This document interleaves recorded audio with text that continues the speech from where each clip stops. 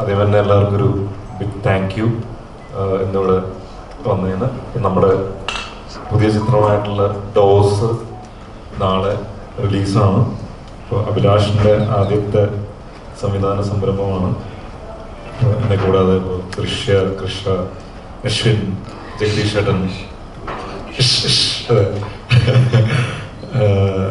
പിന്നെ ജഗദീഷ് ഏട്ടൻ, കൃഷ്ണശങ്കർ, ഇങ്ങനെ ഒരുപാട് പേര് അഭിനയിക്കുന്ന സിനിമയാണ്. ഒരു ത്രില്ലർ ജോണറിൽ വരുന്നൊരു മൂവിയാണ്. സ്ലോ ബോൺ ത്രില്ലർ അല്ലേ, അങ്ങനെയാണത് അഭിലാഷ് ഇതിനെ വിശേഷിപ്പിക്കുന്നത്.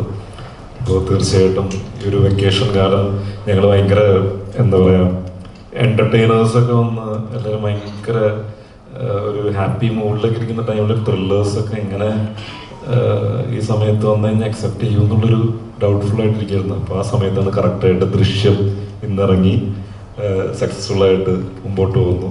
അപ്പോൾ തീർച്ചയായിട്ടും ഭയങ്കര പ്രതീക്ഷയുണ്ട്. അപ്പോൾ ഈ ഒരു ടൈമിൽ ദൃശ്യവും കൂടി ഇറങ്ങിയതുകൊണ്ട് തന്നെ തീർച്ചയായിട്ടും നമ്മൾ ഒരു ത്രില്ലറിനും ഒരു സ്പേസ് ഉണ്ടെന്ന് നമ്മൾ വിശ്വസിക്കുന്നു. അപ്പോൾ കൂടുതലൊന്നും പറയാനില്ല. എൻ്റെ ഒരു ലാസ്റ്റ് ഇയറാണ് ഡിറ്റക്റ്റീവ് ജഡൻ എന്ന് പറയുന്ന സിനിമയാണ് എൻ്റെ ലാസ്റ്റ് ഇയർ ഇറങ്ങിയത്. അത് കഴിഞ്ഞിട്ട് ഈ വർഷമാണ് ഈ ഒരു സിനിമ ഇറങ്ങുന്നത്, ഡോസ് എന്ന് പറയുന്നത്. അപ്പോൾ ഒരുപാട് പ്രതീക്ഷകളുണ്ട്. അതുപോലെ തന്നെ നല്ലൊരു സിനിമാറ്റിക് എക്സ്പീരിയൻസ് ഈ സിനിമയിലൂടെ ഓഡിയൻസിന് തരാൻ പറ്റും എന്നുള്ളൊരു പ്രതീക്ഷയുണ്ട്. അപ്പോൾ തീർച്ചയായിട്ടും എല്ലാവരും തിയേറ്ററിൽ തന്നെ പോയി സിനിമ കാണുക എന്നുള്ളതാണ് പറയാനുള്ളത്. സംവിധായകൻ ഇനി സംസാരിക്കും. അപ്പം എല്ലാവർക്കും ഒരുപാട് നന്ദി. കുറേ വർഷക്കാലത്തെ പരിശ്രമത്തിൻ്റെ അധ്വാനത്തിൻ്റെയും ഫലമായിട്ടാണ് ഇപ്പം നാളെ ഞാൻ എഴുതി സംവിധാനം ചെയ്യുന്ന ഡോസ് എന്ന ചിത്രം തിയേറ്ററിലേക്ക് എത്തുന്നത്. അപ്പോൾ എന്താ പറയണ്ടേ, വലിയ ചിത്രങ്ങൾ സക്സസ് ആവുകയും നിറഞ്ഞോടുകയും ചെയ്തുകൊണ്ടിരിക്കുന്ന സമയമാണ്. അപ്പോൾ ഇത് എന്താ പറയുക, ഒരു ചെറിയ ചിത്രം എന്ന് നമുക്ക് പറയാം. എന്നാലും കണ്ടന്റ് വൈസ് ഒരു എന്താ പറയുക, വലിയ ശ്രമങ്ങൾ നടത്തിയിട്ടുണ്ട്. അത് എല്ലാവരും തിയേറ്ററിൽ പോയി കണ്ടാൽ മാത്രമേ മനസ്സിലാവുള്ളൂ. ഒരു മിസ്റ്ററി ത്രില്ലർ ജോണറാണ്. പറയുന്ന പോലെ ഒരു സ്ലോ ബേൺ ത്രില്ലർ എന്നൊക്കെ നമുക്ക് പറയാം. എന്നാൽ ഒരിക്കലും ഒരു സ്ലോ പേസിൽ പോകുന്ന ഒരു മൂവിയല്ല. ഇപ്പോൾ ദൃശ്യം 3 ഒക്കെ വിജയിച്ച് ശക്തമായി വിജയിച്ചുകൊണ്ടിരിക്കുന്ന സമയമാണ്. അപ്പോൾ അതുപോലെ തന്നെയുള്ളൊരു ചിത്രം, അതൊരു മിസ്റ്ററി ജോണറിൽ പെടുന്ന പടം തന്നെയാണ് നമ്മുടെ സിനിമയും. അപ്പോൾ എല്ലാവരുടെയും സപ്പോർട്ട് ഉണ്ടെങ്കിൽ മാത്രമാണ് ഈ സിനിമ എല്ലാവരിലേക്കും എത്തുക, ഈ ചിത്രത്തെക്കുറിച്ച്. കാരണം ഒരു പുതുമുഖ സംവിധായകൻ്റെ പ്രശ്നങ്ങളും ബുദ്ധിമുട്ടുകളും ഒരു സിനിമ മുമ്പോട്ട് വയ്ക്കുമ്പോൾ ഉണ്ടാകുന്ന പരിമിതികളൊക്കെ മറികടക്കണമെങ്കിൽ എല്ലാവരുടെയും സപ്പോർട്ട് വേണം.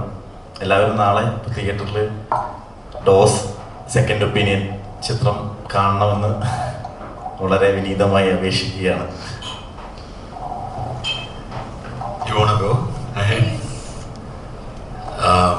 വീണ്ടും അതേ സാധനം ഞാൻ റിപ്പീറ്റ് ചെയ്യുന്നില്ല. പക്ഷെ ഞാൻ ഈ പടത്തിൽ വിവേക് തരകൻ എന്ന് പറയുന്ന ക്യാരക്ടറാണ് ചെയ്യുന്ന ഒരു പോലീസ് ഓഫീസറാണ്.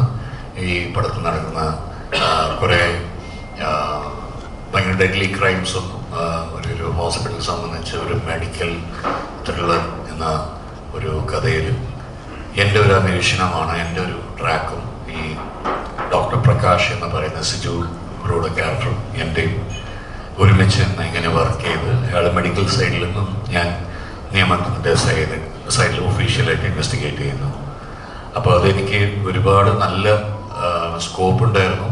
അഭിലാഷ് ഭായ്, നരേശൻ മുതൽ എനിക്ക് തോന്നുന്ന എല്ലാ ഇവിടെ ഉള്ള കാസ്റ്റിന് മൊത്തം ഒരേപോലെ തന്നെയാണ് ആയിരുന്നു കൺവിൻസിങ്ങും. കാരണം അത്രത്തോളം കൺവിൻസിങ് ആയിരുന്നു നരേഷനും. നമ്മൾ ചോദിച്ച ചില സംശയങ്ങളും ചോദ്യങ്ങളൊക്കെ എല്ലാം അതിനൊരു ഉത്തരവും വളരെ നീറ്റായിട്ട് പാക്ക് ചെയ്ത ഒരു സിനിമയാണ്. എനിക്ക് ഒരു ഡീസൻ്റ് ആയിട്ട് ഒരു ത്രില്ലർ എന്ന് തോന്നി. അപ്പോൾ ഇങ്ങനെ ഒരു ത്രില്ലർ ഈ സബ്ജക്റ്റിലൊക്കെ വന്നിട്ട് കുറേ ആയി.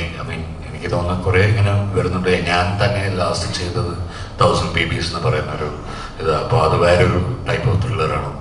അപ്പോൾ അങ്ങനെ ഇത് ഇൻട്രസ്റ്റിംഗ് സബ്ജക്റ്റാണ്. തീർച്ചയായിട്ടും തിയേറ്റർ എക്സ്പീരിയൻസിനുള്ള എല്ലാ എലിമെൻസും ഇതിലുണ്ട്. അത് ഉറപ്പായിട്ടും നമുക്ക് പറയാൻ കഴിയുന്നു. നമ്മുടെ ടെക്നിക്കൽ ഡിപ്പാർട്ട്മെൻറ്റ് വളരെ ഭീകര ഒരു വർക്കിംഗ് ടീമാണ്.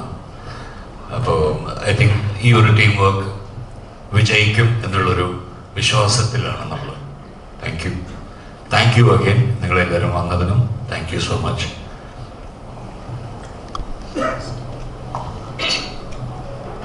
നമസ്കാരം. ആദ്യം തന്നെ ഇവിടെ എത്തിപ്പെട്ട എല്ലാവരോടും നമസ്കാരം. Thank you for coming here. ഇപ്പോൾ സിജു ചേട്ടൻ്റെ കൂടെ എൻ്റെ രണ്ടാമത്തെ സിനിമയാണ്. ഹാപ്പി വെഡിങ്ങിന് ശേഷം 10 വർഷത്തിന് ശേഷമാണ് നമ്മളിപ്പോൾ ഒരു പടം ചെയ്യുന്നത്. എൻ്റെ ക്യാരക്ടറിൻ്റെ പേര് അരുന്ധതി എന്നാണ്. ഞാൻ ഇതുവരെ ചെയ്യാത്ത ഒരു ടൈപ്പ് ഓഫ് ക്യാരക്ടറാണ്. ആദ്യം തന്നെ ഡയറക്ടറായ അഭിലാഷ് ചേട്ടനോട് താങ്ക് യു, എനിക്ക് ഇങ്ങനൊരു ഓപ്പർച്യൂണിറ്റി തന്നതിൽ. ഒത്തിരി പെർഫോം ചെയ്യാനുള്ള ഒരു ക്യാരക്ടറാണ്. എല്ലാ ക്യാരക്ടർക്കും അതിൻ്റെതായ ഇമ്പോർട്ടൻസ് ഉണ്ട്. ഇപ്പോൾ സിജു ചേട്ടൻ്റെ ക്യാരക്ടർ ആയാലും എല്ലാവരുടെ ക്യാരക്ടർക്കും അതിൻ്റെതായ ഒരു സ്പേസും. എല്ലാവരും അടിപൊളി പെർഫോം ചെയ്തിട്ടുണ്ട് എന്ന് ഞാൻ വിശ്വസിക്കുന്നു. നമ്മളെല്ലാവരും ഭയങ്കര എൻജോയ് ചെയ്ത് എടുത്തൊരു പ്രോസസ്സാണ്. എല്ലാവരും ഹാർഡ് വർക്ക് ചെയ്തൊരു സിനിമയാണ്. അപ്പോൾ എല്ലാവരുടെ സപ്പോർട്ടും ഞങ്ങൾ പ്രതീക്ഷിക്കുന്നു. നാളെ എല്ലാവരും സിനിമ തിയേറ്ററിൽ പോയി കാണണം. Thank you. നമസ്കാരം, എൻ്റെ പേര് കൃഷയാണ്. ഇതെൻ്റെ 3ാമത്തെ പടമാണ്. B32 മുതൽ 44 വരെ റോന്ത് കഴിഞ്ഞിട്ട് ഡോസ് എൻ്റെ 3ാമത്തെ സിനിമയാണ്. ഇതിലെൻ്റെ ക്യാരക്ടറിൻ്റെ പേര് റാഗിത്തയാണ്. ഈ പടം അഭിലാഷേട്ടൻ പറഞ്ഞ മാതിരി ഒരു ക്രൈം ത്രില്ലർ, ഒരു മെഡിക്കൽ ത്രില്ലറാണ്. So please do go and watch it and theatres near you. May 22-ാം തീയതി റിലീസായിട്ട്. ഈ എസ്പെഷ്യലി ഗോപി സുന്ദർ സാറുടെ മ്യൂസിക് ഇപ്പം വരെ കിട്ടിയിരിക്കുന്ന സിംഗിളിൽ കിട്ടിയിരിക്കുന്ന ലവും ട്രെയിലറിൽ കിട്ടിയിരിക്കുന്ന ലവും അതങ്ങനെ തിയേറ്ററിലേക്ക് ട്രാൻസ്ലേറ്റ് ആവട്ടെ എന്ന് പ്രാർത്ഥിക്കുന്നു. And thank you for all of your support and hope to see you. പ്രത്യേകിച്ച് എനിക്ക് വീണ്ടും എടുത്തു പറയേണ്ടത് നമ്മുടെ പ്രൊഡ്യൂസേഴ്സിന് ഒരുപാട് നന്ദി. And one of our co producers is here. So thank you for making this film happen. അതെന്തായാലും പറയണം, ഈ വേദിയിൽ വെച്ച് തന്നെ പറയണം. Thank you so much.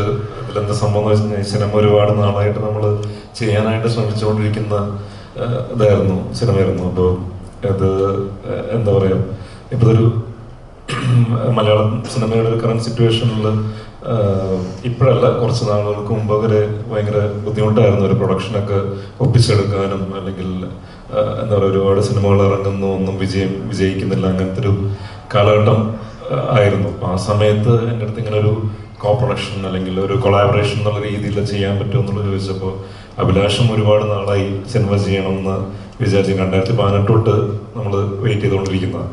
അപ്പോൾ ഇനിയും വൈകി കഴിഞ്ഞാൽ മലയാള സിനിമയ്ക്ക് നല്ലൊരു സംവിധായകൻ്റെ സിനിമകൾ വരാനായിട്ട് ഇനിയും വൈകും എന്നുള്ളത് മനസ്സിലായതുകൊണ്ട് തന്നെ ഞാൻ അങ്ങനെ ഒരു കൊളാബറേഷന് വേണ്ടിയിട്ട് നിന്നതാണ്. അപ്പോൾ തീർച്ചയായിട്ടും ഒരുപാട് നന്ദി. അങ്ങനല്ല, ഇപ്പോൾ എന്താ പറയുക, നല്ല സിനിമകൾ ഇപ്പോൾ എനിക്കും എൻ്റെ കരിയർ വൈസ് ഗുണം ചെയ്യണം തീർച്ചയായിട്ടും. അപ്പോൾ ഈ സിനിമ വന്നു കഴിഞ്ഞാൽ എനിക്കും കരിയർ വൈസ് ഒരുപാട് ഹെൽപ്ഫുൾ ആയിരിക്കും എന്നുള്ളൊരു വിശ്വാസം എനിക്കുണ്ട്. നമ്മൾ എല്ലാ സിനിമകൾക്കും നമുക്ക് അങ്ങനെ ചെയ്യാൻ പറ്റിയെന്നല്ല. അപ്പം എനിക്ക് വിശ്വാസമുള്ള സിനിമകൾ എനിക്ക് ചെയ്യാൻ പറ്റും. കാരണം ഇത് ഹിറ്റടിച്ച് കഴിഞ്ഞാൽ കുറച്ച് കാശ് കൂടുതൽ എനിക്ക് കിട്ടുമല്ലോ. എവിടെ ഷാൻഡോ ബ്രോ കാണാനല്ലോ, അത് ഓർമ്മയോടെ കാണാനല്ലോ എന്നാണ്. ഷാൻഡോ ബ്രോ ആണ് എൻ്റെ പ്രൊഡ്യൂസർ, സിനിമാറ്റിക് പിക്ചേഴ്സാണ്. അപ്പോൾ അങ്ങനെ ഒരു കൊളാബറേഷന് വേണ്ടിയിട്ട് ചോദിച്ചപ്പോൾ എനിക്കോട് ഇതിൽ ഒരുപാട് ടെക്നീഷ്യൻസും അങ്ങനെയൊക്കെ നിന്നിട്ടാണ് സിനിമ ചെയ്തേക്കണേ. അപ്പോൾ അതെല്ലാം സിനിമയോടുള്ളൊരു പാഷനും അല്ലെങ്കിൽ വർക്കിനോടുള്ളൊരു പാഷനും ഇതൊക്കെ വെച്ചിട്ടാണ് എല്ലാവരും അങ്ങനെ ഒരു കൊളാബറേഷനും കാര്യങ്ങളൊക്കെ വേണ്ടിയിട്ട് നിന്നത്. അപ്പോൾ അങ്ങനെയൊക്കെ ചെയ്തതാണെങ്കിലും നിങ്ങൾക്ക് വിഷ്വലി സിനിമ കാണുമ്പോൾ ഒരിക്കലും അത് നിങ്ങൾക്ക് ഫീൽ ചെയ്യില്ല. കാരണം ഒരു വലിയ സിനിമയായിട്ട് തന്നെയാണ് ഫീൽ ചെയ്യുക. കാരണം ഇതിൽ ടെക്നിക്കലി പുറകിൽ നിന്നേക്കുന്ന എല്ലാവരും തന്നെ അവരുടെ 200% എഫേർട്ട് ഇട്ടിട്ടാണ് ഈ സിനിമ ചെയ്തെടുത്തേക്കുന്നത്. അപ്പോൾ ഏറ്റവും ഭംഗിയായിട്ട് തന്നെ ഒരു ത്രില്ലിംഗ് എക്സ്പീരിയൻസ് ഈ സിനിമ തരും എന്നുള്ളൊരു വിശ്വാസം നമുക്കുണ്ട്. അപ്പോൾ തീർച്ചയായിട്ടും സിനിമ തിയേറ്ററിൽ തന്നെ എക്സ്പീരിയൻസ് ചെയ്യാം. പ്രത്യേകിച്ച്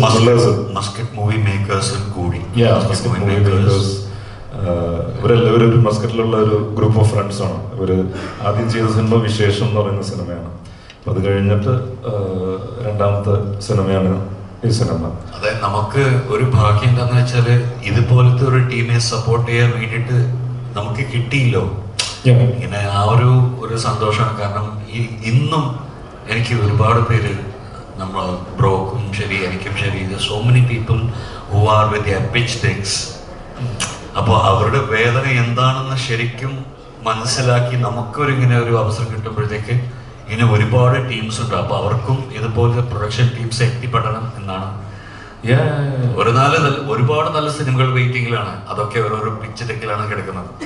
അപ്പോൾ ഒരാളെ കിട്ടാത്തത് കൊണ്ട്, ഒരു പ്രൊഡ്യൂസർ കിട്ടാത്തത് കൊണ്ട്, അത് ഒരു നമ്മൾ വിചാരിക്കുന്നേക്കാളും ഒരുപാട് കണ്ടന്റ് അവിടെ ഉണ്ട്. So I am happy for Abhilash in that way. ഇപ്പോഴത്തെ ഒരു കാലഘട്ടവും കറന്റ് സിറ്റുവേഷനും ഭയങ്കര രസമുള്ള സിറ്റുവേഷനാണ്. കാരണം നല്ല സിനിമകൾ കൊടുത്തു കഴിഞ്ഞാൽ ഓഡിയൻസ് നന്നായിട്ട് അത് ഏറ്റെടുക്കുന്നുണ്ട്. അപ്പൊ അവരുടെ പറഞ്ഞത് തളരരുത്. You will land up like us one day. അപ്പോൾ അത്രേ ഉള്ളൂ. എന്താ നിങ്ങളൊക്കെ ചോദിക്കാനുണ്ടോ? എന്താണ് നിങ്ങളൊക്കെ ചോദിക്കാനുണ്ടെങ്കിൽ ഇതറിയില്ലേ?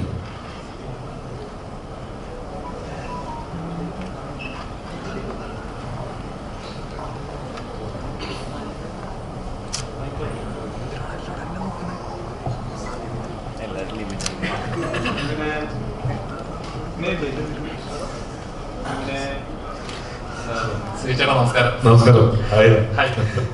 അപ്പോൾ ഒരു നമ്മുടെ മലയാളത്തിൽ ഇപ്പോൾ സ്ലോ ബേൺ ചിത്രങ്ങൾ ഇപ്പോൾ എന്താ പറയുക ഇൻട്രൊഡ്യൂസ് ചെയ്തിട്ടേ ഉള്ളൂ. ആളുകൾ അത് അക്സെപ്റ്റ് ചെയ്ത് തുടങ്ങിയിട്ടുണ്ട്. അപ്പം ഇതൊരു സ്ലോ ബേൺ ചിത്രമാണ്. മെഡിക്കൽ നമ്മൾ ഒരുപാട് ത്രില്ലേഴ്സ് നമ്മൾ കണ്ടിട്ടുണ്ട്. അപ്പം ഒരു സബ്ജക്റ്റ്, അപ്പോൾ ഇതിൽ പ്രൊഡക്ഷന്റെ ഭാഗം കൂടിയാണല്ലോ. അപ്പം ഈ സബ്ജക്റ്റ് കേട്ട സമയത്ത് ഞാൻ ഇതിൽ പിച്ച് ചെയ്യണം, ഇതിന്റെ ക്യാരക്ടർ പിച്ച് ചെയ്യുന്ന കൂടി ഞാൻ പ്രൊഡക്ഷൻ കയ്യിൽ നിന്ന് കാശ് അങ്ങോട്ട് ഇടുന്നുണ്ടോന്നൊരു പേടിയുണ്ടല്ലോ. എങ്ങനെയാണ് കഥയാണോ താങ്കളെ അട്രാക്ട് ചെയ്തത്, അതോ പ്രൊഡക്ഷൻ വൈസ് ഇതൊരു സിഗ്നേച്ചർ ആകും എന്നൊരു ഇത് തോന്നിയോ? ഇതിന്റെ സ്റ്റോറി എനിക്ക് നറേറ്റ് ചെയ്തപ്പോൾ തന്നെ ഞാൻ ഇൻട്രസ്റ്റഡ് ആയിരുന്നു. അന്നേ എക്സൈറ്റ്മെന്റ് ഉണ്ടായിരുന്നു. അതുപോലെ തന്നെ അഭിലാഷ് നല്ലൊരു മേക്കറാണെന്നുള്ളൊരു ഇതെനിക്ക് അറിയായിരുന്നു. കാരണം എൻ്റെ അടുത്ത് അഭിലാഷ് നറേഷന് വേണ്ടി വരുന്ന സമയത്ത് അന്നേ ഷോർട്ട് ഫിലിംസ് ഒക്കെ ചെയ്തിട്ടാണ് വരുന്നത്. നമ്മൾ വേറൊരു സിനിമ ചെയ്യാനായിട്ടായിരുന്നു ആദ്യം പ്ലാൻ ചെയ്തിരുന്നത്. അത് സംഭവിച്ചില്ല. പിന്നീട് സംഭവിക്കും, അതിനുള്ള പ്ലാനുകൾ നടക്കുന്നുണ്ട്. അപ്പോൾ അഭിലാഷിനും നറേഷനും പരിപാടികളൊക്കെ കേട്ടപ്പോൾ തന്നെ നമുക്ക് ഒരു സിനിമ കാണുന്ന ഫീല് നമുക്ക് കിട്ടും. അത് എല്ലാ നറേഷനിലും ചിലപ്പോൾ എനിക്ക് കിട്ടിയെന്നല്ല. നമ്മൾ ചിലപ്പോൾ അതിൽ നിന്ന് ഡൈവേർട്ടായി പോകും, അല്ലെങ്കിൽ ആ ഒരു ഇൻട്രസ്റ്റിംഗ് ആയിട്ട് ഇങ്ങനെ ഇരിക്കാനായിട്ട് ചിലപ്പോൾ പറ്റിയെന്നല്ല. പക്ഷെ അഭിലാഷ് നറേഷൻ തന്ന സമയത്ത് ഭയങ്കര എൻഗേജ്ഡ് ആയിട്ട് ഇരിക്കുകയും ടുവേർഡ്സ് എൻഡ് വരെ ഒരു പിടി കിട്ടാതെ ഇങ്ങനെ പോയിക്കൊണ്ടിരിക്കും. നമ്മൾ അന്വേഷണം നടത്തുമല്ലോ. ഇപ്പോൾ ഒരു ഓഡിയൻ എന്നുള്ള രീതിയിൽ നമ്മളൊരു ത്രില്ലർ കാണുമ്പോൾ, സിനിമ കാണുമ്പോൾ നമ്മൾ ഇവിടെ ഇരുന്നിട്ട് നമ്മൾ നമ്മുടേതായിട്ടുള്ള രീതിയിലുള്ള കുറേ അന്വേഷണം നടത്തുമല്ലോ. അപ്പോൾ ആ അന്വേഷണം നടത്തിക്കൊണ്ടിരിക്കുന്ന സമയത്ത് എനിക്ക് പിടിക്കാൻ പറ്റിയില്ല.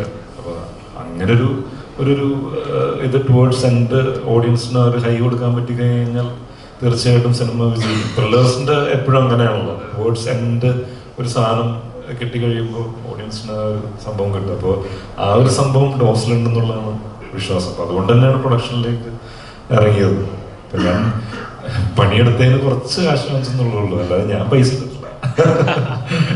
കുറച്ച് കാശ് വാങ്ങിച്ചിട്ട് പണിയെടുത്തെന്നുള്ളൂ. ഫുൾ പണിയെടുപ്പിച്ചു. അപ്പോൾ പടം സക്സസ്ഫുൾ ആണെന്നുണ്ടെങ്കിൽ അതിൻ്റെ എന്താ പറയുക ഈക്വലി ബെനിഫിഷ്യൽ ആണല്ലോ. എല്ലാവർക്കും ബെനിഫിഷ്യൽ ആണ്. ഇപ്പോൾ കരിയർ വൈസ് ആണെന്നുണ്ടെങ്കിലും ഇപ്പോൾ ഫിനാൻഷ്യൽ വൈസ് ആണെന്നുണ്ടെങ്കിലും എല്ലാം ഈക്വലി ബെനിഫിഷ്യൽ ആണ്. അപ്പം അങ്ങനത്തെ കൊളാബറേഷൻ നല്ല സബ്ജക്റ്റുകൾക്ക് വേണ്ടി ചെയ്യുന്നതുകൊണ്ട് യാതൊരു തെറ്റില്ലെന്നാണ് എനിക്ക് തോന്നുന്നത്. തീർച്ചയായിട്ടും ആ സിനിമ സംഭവിക്കുമല്ലോ. അല്ലെങ്കിൽ നമ്മൾ ഈ സബ്ജക്റ്റ് അല്ലെങ്കിൽ കോണ്ടന്റ് ഇങ്ങനെ വെച്ചുകൊണ്ടിരുന്നിട്ട് കാര്യമില്ലല്ലോ. നമ്മൾ ആ ഒരു കോണ്ടന്റ് അത്രയും എക്സൈറ്റ്മെന്റിൽ നിൽക്കുന്ന സമയത്ത് തന്നെ ചെയ്യാൻ സാധിക്കണം. അല്ലെങ്കിൽ അതിങ്ങനെ ഇരുന്നിരുന്ന് പോകുമ്പോൾ നമുക്കും ആ എക്സൈറ്റ്മെന്റ് പോകും. അതുപോലെ തന്നെ ഓരോ സബ്ജക്റ്റുകൾ ഇങ്ങനെ ഓരോ വെള്ളിയാഴ്ച കൂടുന്തോറും ഓഡിയൻസിന്റെ ഇതും മാറിക്കൊണ്ടിരിക്കുകയാണ്, ടേസ്റ്റും കാര്യങ്ങളൊക്കെ മാറിക്കൊണ്ടിരിക്കുന്നത്. അപ്പൊ നമ്മൾ ഒരുപാട് വൈകി കഴിഞ്ഞാലും പ്രശ്നമാണ്. അപ്പൊ അതുകൊണ്ട് എത്രയും പെട്ടെന്ന് കോണ്ടന്റുകൾ ഇറക്കാന്നുള്ളൊരു ഇതിലും കൂടിയാണ് അങ്ങനെ ഒരു തീരുമാനം എടുത്തത്. നോർമലി ഒരു ഫിലിം മേക്കറിനെ സംബന്ധിച്ച് ഒരു ഡ്രീം ഉണ്ട്, ഫസ്റ്റ് ഫിലിം എന്നുള്ളത്. ഡയറക്ടഡ് ബൈ ആ പേര് സ്ക്രീൻ കാണുന്ന ഒരു മൂമെന്റ് ഉണ്ടല്ലോ, ആ മൂമെന്റ് നാളെ സാധിക്കാൻ പോവാണ്. അപ്പം ഇത്ര നാളുണ്ടായ പ്രത്യേകിച്ച് ഒരു ത്രില്ലർ സിനിമ എന്ന് പറയുമ്പോൾ പ്രേക്ഷകനെ അത് ഓരോ 10 മിനിറ്റിൽ അത് എൻഗേജ് ചെയ്യിച്ച് അല്ലെങ്കിൽ അടുത്ത എന്തെന്നൊരു ക്യൂരിയോസിറ്റി ഉണ്ടാക്കിച്ച് നിർത്തുക എന്ന് പറയുന്നത് ചെറിയൊരു പ്രോസസ് അല്ല. അപ്പം നാളെ അതിന് റിസൾട്ട് വരാൻ പോവാണ്. എത്രത്തോളം ടെൻഷനാണ്, എത്രത്തോളം പ്രിപ്പറേഷൻസ് ഉണ്ടായിരുന്നു? അത് ടെൻഷൻ ഇല്ലാന്നോ പറയാൻ പറ്റില്ല, ടെൻഷനുണ്ട്. കാരണം അത്രയും കുറേ നാളത്തെ അധ്വാനമാണ്. ശരിക്കും പറഞ്ഞാൽ ഞാനൊരു മീഡിയ പ്രവർത്തകനായിരുന്നു. ഏഷ്യാനെറ്റ് പ്രോഗ്രാം പ്രൊഡ്യൂസറായിരുന്നു. ഇപ്പോൾ ചോദ്യം ചോദിച്ച ബ്രോയുടെ പ്രോഗ്രാമിൽ ഞാൻ ആങ്കറായിട്ട് നമ്മൾ വർഷങ്ങൾക്ക് മുമ്പ് ഒരു 5-6 വർഷം മുമ്പ് നമ്മൾ ഇടക്കാട് ബറ്റാലിയൻ്റെ ഇന്റർവ്യൂ ഞാനായിരുന്നു ബ്രോ ഒന്ന് ക്യാമറ ചെയ്തത്.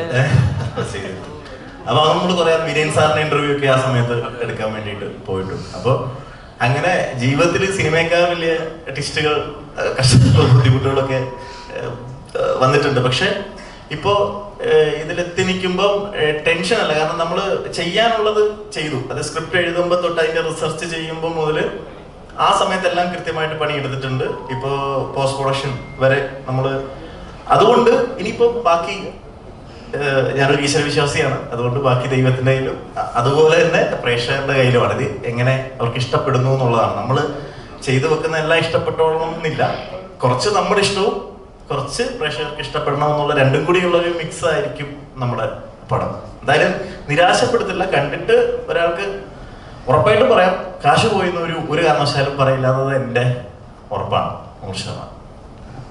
എൻ്റെ ഉറപ്പാണ്, ഞങ്ങളെല്ലാവരും ഉറപ്പാണ്. തീർച്ചയായിട്ടും എന്തായാലും നമ്മളെല്ലാവരും ഈ സിനിമ അല്ലെങ്കിൽ സ്ക്രിപ്റ്റ് നറേഷൻ കഴിഞ്ഞ് അത്രയും ഇൻട്രസ്റ്റഡ് ആയിട്ട് അത്രയും എക്സൈറ്റ്മെന്റിലാണ് ഈ സിനിമ ചെയ്തേക്കുന്നത്. തീർച്ചയായിട്ടും അത് ഓഡിയൻസിന് കിട്ടും എന്നുള്ളൊരു വിശ്വാസം നമുക്കുണ്ട്. എന്തായാലും ഒരിക്കലും മോശമാവില്ല സിനിമ. എന്തായാലും ആൾക്കാർക്കൊരു സിനിമ കണ്ടിറങ്ങി കഴിയുമ്പോൾ ഒരു ട്വിസ്റ്റ് ആൻഡ് ടേൺസ് കിട്ടിയിട്ടൊരു നല്ലൊരു സിനിമാറ്റിക് എക്സ്പീരിയൻസ് കിട്ടുന്നുള്ളൊരു വിശ്വാസം തന്നെ ഉണ്ട്.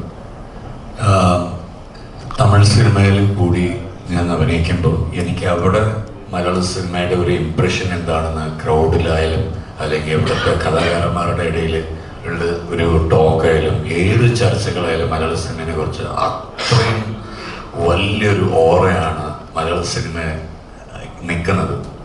അത്രയും വലിയ ഓറയിലാണ് നിൽക്കുന്നത്. അപ്പോൾ എത്രത്തോളം കൂടുതൽ നമ്മളിവിടെ നല്ല സിനിമകൾ പ്രോത്സാഹിച്ചായി അക്രോസ് ദീസ് ബോർഡേഴ്സ് മലയാള സിനിമയുടെ ഓറ ഇങ്ങനെ വലിയതായിക്കൊണ്ടിരിക്കുകയാണ്. ഇന്നും പാൻ ഇന്ത്യൻ ലെവലിൽ നമ്മൾ pan Indian across India, north ആയാലും ബോളിവുഡിലായാലും ഏത് ഇൻഡസ്ട്രിയിലായാലും മലയാള സിനിമയെക്കുറിച്ച് ഒരു ചർച്ച വേറെ ലെവലിലാണ് നിൽക്കുന്നത്. അപ്പോൾ എത്രത്തോളം നമ്മൾ എൻകറേജ് ചെയ്യുന്നു, എത്രത്തോളം നമ്മൾ പുതിയ സിനിമകളായാലും വലിയ വലിയ താരങ്ങളുടെ ആയാലും പുതിയ ടീമുകളുടെ ആയാലും I am so happy for Vaazha 2's team. Every single team is coming up with something where അവർ മലയാള സിനിമ ഒരിക്കലും ഇനി എന്താ പറയുക, ഇനി അപ്സ്കെയിലേ ഉള്ളൂ, ഇനി ഈവൻ ഇൻ വേൾഡ് ലെവൽ. അപ്പോൾ ഞാൻ പറയുന്നത് I think those can confidently join that list of good cinema. So please do support. Thank you. ചേട്ടാ, നോർമലി പറയുന്ന പോലെ ഒരു കണ്ടുവരുന്നൊരു പ്രക്രിയയാണ്. അതായത് ഒരു വലിയ വലിയ പടങ്ങൾ വരും, വലിയ താരങ്ങളുടെ പടങ്ങൾ വരുമ്പോൾ ബാക്കിയുള്ള പടങ്ങളൊന്നും മാറ്റി പിടിക്കും. കാരണം വെച്ചാൽ ഒന്ന് സേഫ് ആവാനല്ല, തിയേറ്ററിൽ സ്പേസ് കിട്ടാൻ വേണ്ടിയിട്ട്. ഇന്ന് ദൃശ്യം ഇറങ്ങി തിയേറ്ററിൽ നല്ല റെസ്പോൺസുകൾ വന്നിട്ട് നല്ല കാര്യം. അപ്പോൾ നാളെ തന്നെ ഈ സിനിമ ഇറക്കുമ്പോൾ പേടിയുണ്ട് ശരിക്കും പറഞ്ഞാൽ തിയേറ്ററുകളിൽ എങ്ങനെയായിരിക്കും റിയാക്ഷൻ? ഇല്ല, അങ്ങനെ പേടിയില്ല. കാരണം ദൃശ്യം എന്തായാലും ഹിറ്റായി. അപ്പൊ എന്തായാലും ഓവർഫ്ലോ ഉണ്ടാവും. ആ ഓവർഫ്ലോ ഒന്ന് ഇതിനകത്ത് കയറി കഴിഞ്ഞാൽ സന്തോഷം. എന്താ പറയുക, വാഴണയുമ്പോ ഹാപ്പി വെഡിങ് ഇറങ്ങുന്ന സമയത്തും അങ്ങനെ തന്നെയായിരുന്നു. ആരാൻ്റെ അടുത്തുനിന്ന് ചോദിച്ചു, സൈലന്റ് ആയിട്ട് ഒന്ന്, നീ അല്ല ചോദിച്ചത്? നീ ചോദിച്ചു. സൈലന്റ് ആയിട്ട് ഒന്ന് ഹിറ്റ് അടിക്കാനുള്ള പരിപാടിയില്ലായിരുന്നു. ഹാപ്പി വെഡിങ് അതുപോലെ ആയിരുന്നു, സൈലന്റ് ആയിട്ട് ഒന്ന് അങ്ങനെ ഹിറ്റ് അടിച്ചായിരുന്നു. അറിയില്ല, ഞാനും ദൃശ്യം 10 വർഷം കഴിഞ്ഞിട്ട് വീണ്ടും വരികയാണ്. സൈലന്റ് ആയിട്ട് ഹിറ്റ് അടിക്കട്ടെ എന്ന് ഞങ്ങൾ ആഗ്രഹിക്കുന്നു. അവിടെ ദൃശ്യം, ഇവിടെ ദൃശ്യം. അതന്നെ, അവിടെ ദൃശ്യം, ഇവിടെ ദൃശ്യം. അല്ല, ഞാൻ പറയുന്ന ആളുകൾ തിയേറ്ററിലേക്ക് വരുന്നൊരു ടൈമിൽ ഈ സിനിമ ഇറക്കാൻ പറ്റിയുള്ളൊരു സന്തോഷമുണ്ട്. കാരണം ആളുകൾ തിയേറ്ററിലേക്ക് വരണം. ഇപ്പൊ ദൃശ്യം ഹിറ്റായതോടുകൂടി തന്നെ ആളുകൾ എന്തായാലും തിയേറ്ററിൽ സിനിമ കാണാൻ വരും. അതിൻ്റെ ഒപ്പം തന്നെ ഞാൻ നേരത്തെ പറഞ്ഞല്ലോ, വാഴ നനയുമ്പോൾ അതിൻ്റെ ഒപ്പം ഞാൻ എന്താ ചെയ്യും, ഞാൻ ചെറിയ ചെറിയ ചീരയൊക്കെ ഒന്ന് നനഞ്ഞോണ്ട് എല്ലാ സിനിമയും വിജയിക്കണം. അതെ അതെ, എല്ലാ സിനിമ നല്ല സിനിമ വിജയിക്കണം. എല്ലാവരും ഓഡിയൻസിനെ എന്റർടൈൻ ചെയ്യിക്കാൻ വേണ്ടിയിട്ടാണല്ലോ എഫേർട്ട് എടുത്ത് അങ്ങനെ ചെയ്യുന്നത്. ഒരു എന്റർടൈൻമെന്റ് ബിസിനസ് ആണല്ലോ. അപ്പോൾ തീർച്ചയായിട്ടും എല്ലാ സിനിമകളും വിജയിക്കണം എന്നുള്ളൊരു ആഗ്രഹത്തോടുകൂടി എല്ലാവരും സിനിമകൾ ചെയ്യുന്നത്. അപ്പോൾ തീർച്ചയായിട്ടും അങ്ങനെ പേടിച്ചിട്ട് കാര്യമില്ല. നമ്മളിപ്പോൾ ലാലേട്ടൻ തന്നെ എപ്പോഴും പറയാറുള്ള കാര്യമാണ്, സിനിമ ചെയ്ത് കഴിഞ്ഞു, ഓൾറെഡി നമ്മൾ ചെയ്ത് കഴിഞ്ഞു, അതിന്റെ പ്രോസസ്സ് കഴിഞ്ഞു. ഇനി എന്താണ് സംഭവിക്കുക എന്നുള്ളത് തിയേറ്ററിൽ വന്നു കഴിയുമ്പോൾ എന്താണോ കിട്ടുന്നത് അത് എടുക്കുക, എന്താണെങ്കിലും. അപ്പോൾ നമ്മൾ അതിനെ പേടിച്ചിരുന്നിട്ടോ അങ്ങനെ കാര്യമില്ല. എനിക്കിപ്പോൾ അങ്ങനത്തെ എക്സ്പീരിയൻസ് ഒരുപാടായി. എൻ്റെ ഓരോ വെള്ളിയാഴ്ചകൾ ഇപ്പോൾ അഭിലാഷനാണ് ഇതിപ്പോൾ ആദ്യത്തെ ഒരു എക്സ്പീരിയൻസ് ഒരാളാണ്. ആദ്യത്തെ സിനിമയാണ് അന്ന് ആദ്യത്തെ വെള്ളിയാഴ്ചയാണ് അഭിലാഷിൻ്റെ. അപ്പോൾ അഭിലാഷിന് എന്തായാലും നല്ല ടെൻഷൻ ഉണ്ടാവും. കാരണം അഭിലാഷ് ഷൂട്ട് ചെയ്യുന്ന സമയത്ത് തന്നെ ചെറിയ ചെറിയ കാര്യങ്ങളൊക്കെ അപ്പോൾ തന്നെ ടെൻഷൻ അടിച്ചൊക്കെ ഇറങ്ങുന്നതാണ്. കാരണം വേറെ ഒന്നും കൊണ്ടല്ല, അത് ഏറ്റവും നന്നായിട്ട് ഔട്ട്പുട്ട് ഉണ്ടാക്കിയെടുക്കുക എന്നുള്ളൊരു കാര്യത്തിന് വേണ്ടിയിട്ടാണ്. ഡോസ് ഉണ്ടാക്കിയ ആള് ഈ ടെൻഷന്റെ ഡോസിനെ കുറിച്ച് അറിയില്ല. അതെ, ടെൻഷന് എന്ത് ഡോസ് എടുക്കാം. എന്തായാലും ആദ്യത്തെ സിനിമ ഇറങ്ങുമ്പോൾ ടെൻഷൻ എന്തായാലും ഉണ്ടാവും. ഞാനതൊക്കെ മാനേജ് ചെയ്യാനായിട്ട് കുറച്ച് ഇപ്പോൾ പഠിച്ചു. അതുകൊണ്ടാണ്, അല്ലെങ്കിൽ നേരത്തെ ഇതുണ്ട്. പക്ഷെ ഈ സിനിമ വിജയിക്കണം എന്നുള്ളൊരു ആഗ്രഹം ഭയങ്കരമായിട്ടുണ്ട്. കാരണം നമുക്കതുപോലത്തെ സിനിമകൾ ചെയ്യാനായിട്ട് ഓരോ സിനിമ ഹിറ്റ് അടിക്കുമ്പോൾ തീർച്ചയായിട്ടും നമുക്ക് ഓപ്പർച്യൂണിറ്റീസ് കൂടുതൽ വരും. അപ്പോൾ അതുകൊണ്ട് എന്തായാലും ആത്മാർത്ഥമായിട്ട് ആഗ്രഹിക്കുന്നത്. അതുപോലെ തന്നെ അഭിലാഷ് എന്ന് പറയുന്നൊരു മേക്കർ ഇവിടെ മലയാള സിനിമയിൽ വരണം എന്നുള്ളതുണ്ട്. നമ്മളടുത്ത പരിപാടി പ്ലാൻ ചെയ്യുന്നുണ്ട്. അത് എത്രയും പെട്ടെന്ന് തന്നെ സിനിമ ആക്കിയിട്ട് അത് ഒരുപാട് വൈകി. അത് എത്രയും പെട്ടെന്ന് തന്നെ സിനിമയാക്കി ഓഡിയൻസിന് മുന്നിൽ എത്തിക്കണമെന്ന് ആഗ്രഹമുണ്ട്. വേണമെങ്കിൽ ഇത് കഴിഞ്ഞിട്ട് നേരെ മീഷയാണ് പോലീസ്, അത് പോലീസ് ക്യാരക്ടറാണ് വേണ്ടത്. അതെ, നേരെ അതിലേക്ക് വേണമെങ്കിൽ കയറാം. ആ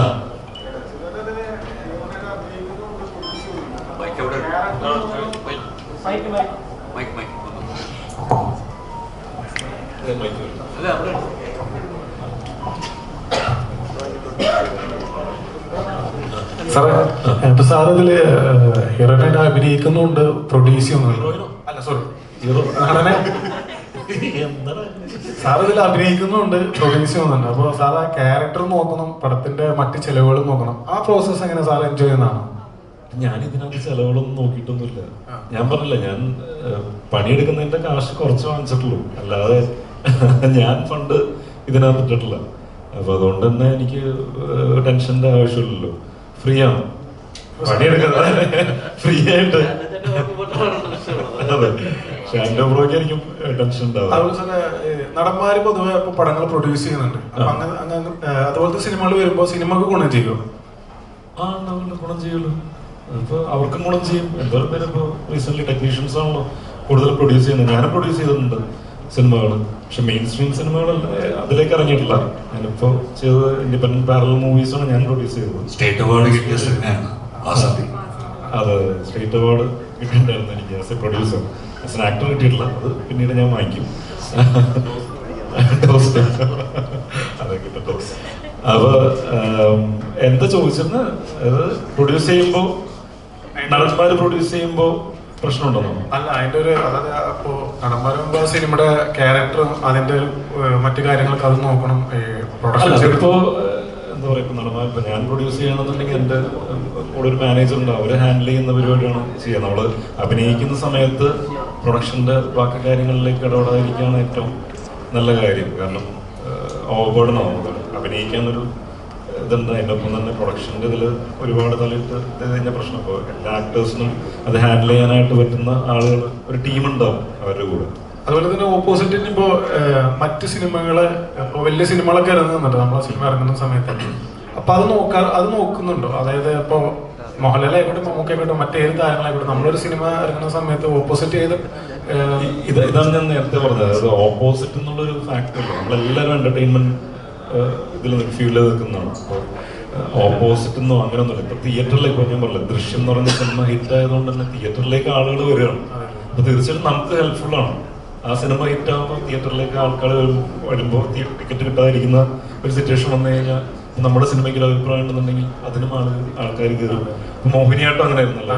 ഇപ്പൊ സൈസേറിന്റെ മോഹിനിയാട്ടം ഇപ്പൊ വർക്ക് ചെയ്തപ്പോൾ വാഴ ഭയങ്കര ഹിറ്റായിട്ടിരിക്കുന്ന സമയത്ത് മോഹിനിയാട്ടം വന്നപ്പോൾ അതിൻ്റെ ഒപ്പം തന്നെ അതും ഒരുമിച്ച് കയറി. അത് നല്ല സിനിമ ആയതുകൊണ്ടാണ്. അപ്പോൾ അതുപോലെ തന്നെ ഈ സിനിമയിലും പ്രതീക്ഷയുണ്ട്. അപ്പോൾ തീർച്ചയായിട്ടും നല്ലതാണ്. ഒരു കോമ്പറ്റീഷൻ അല്ലെങ്കിൽ ഒരു അങ്ങനെ ഓപ്പോസിഷൻ അങ്ങനത്തെ ഒരു സാധനമൊന്നും ചിന്തിക്കുന്നേ ഇല്ല.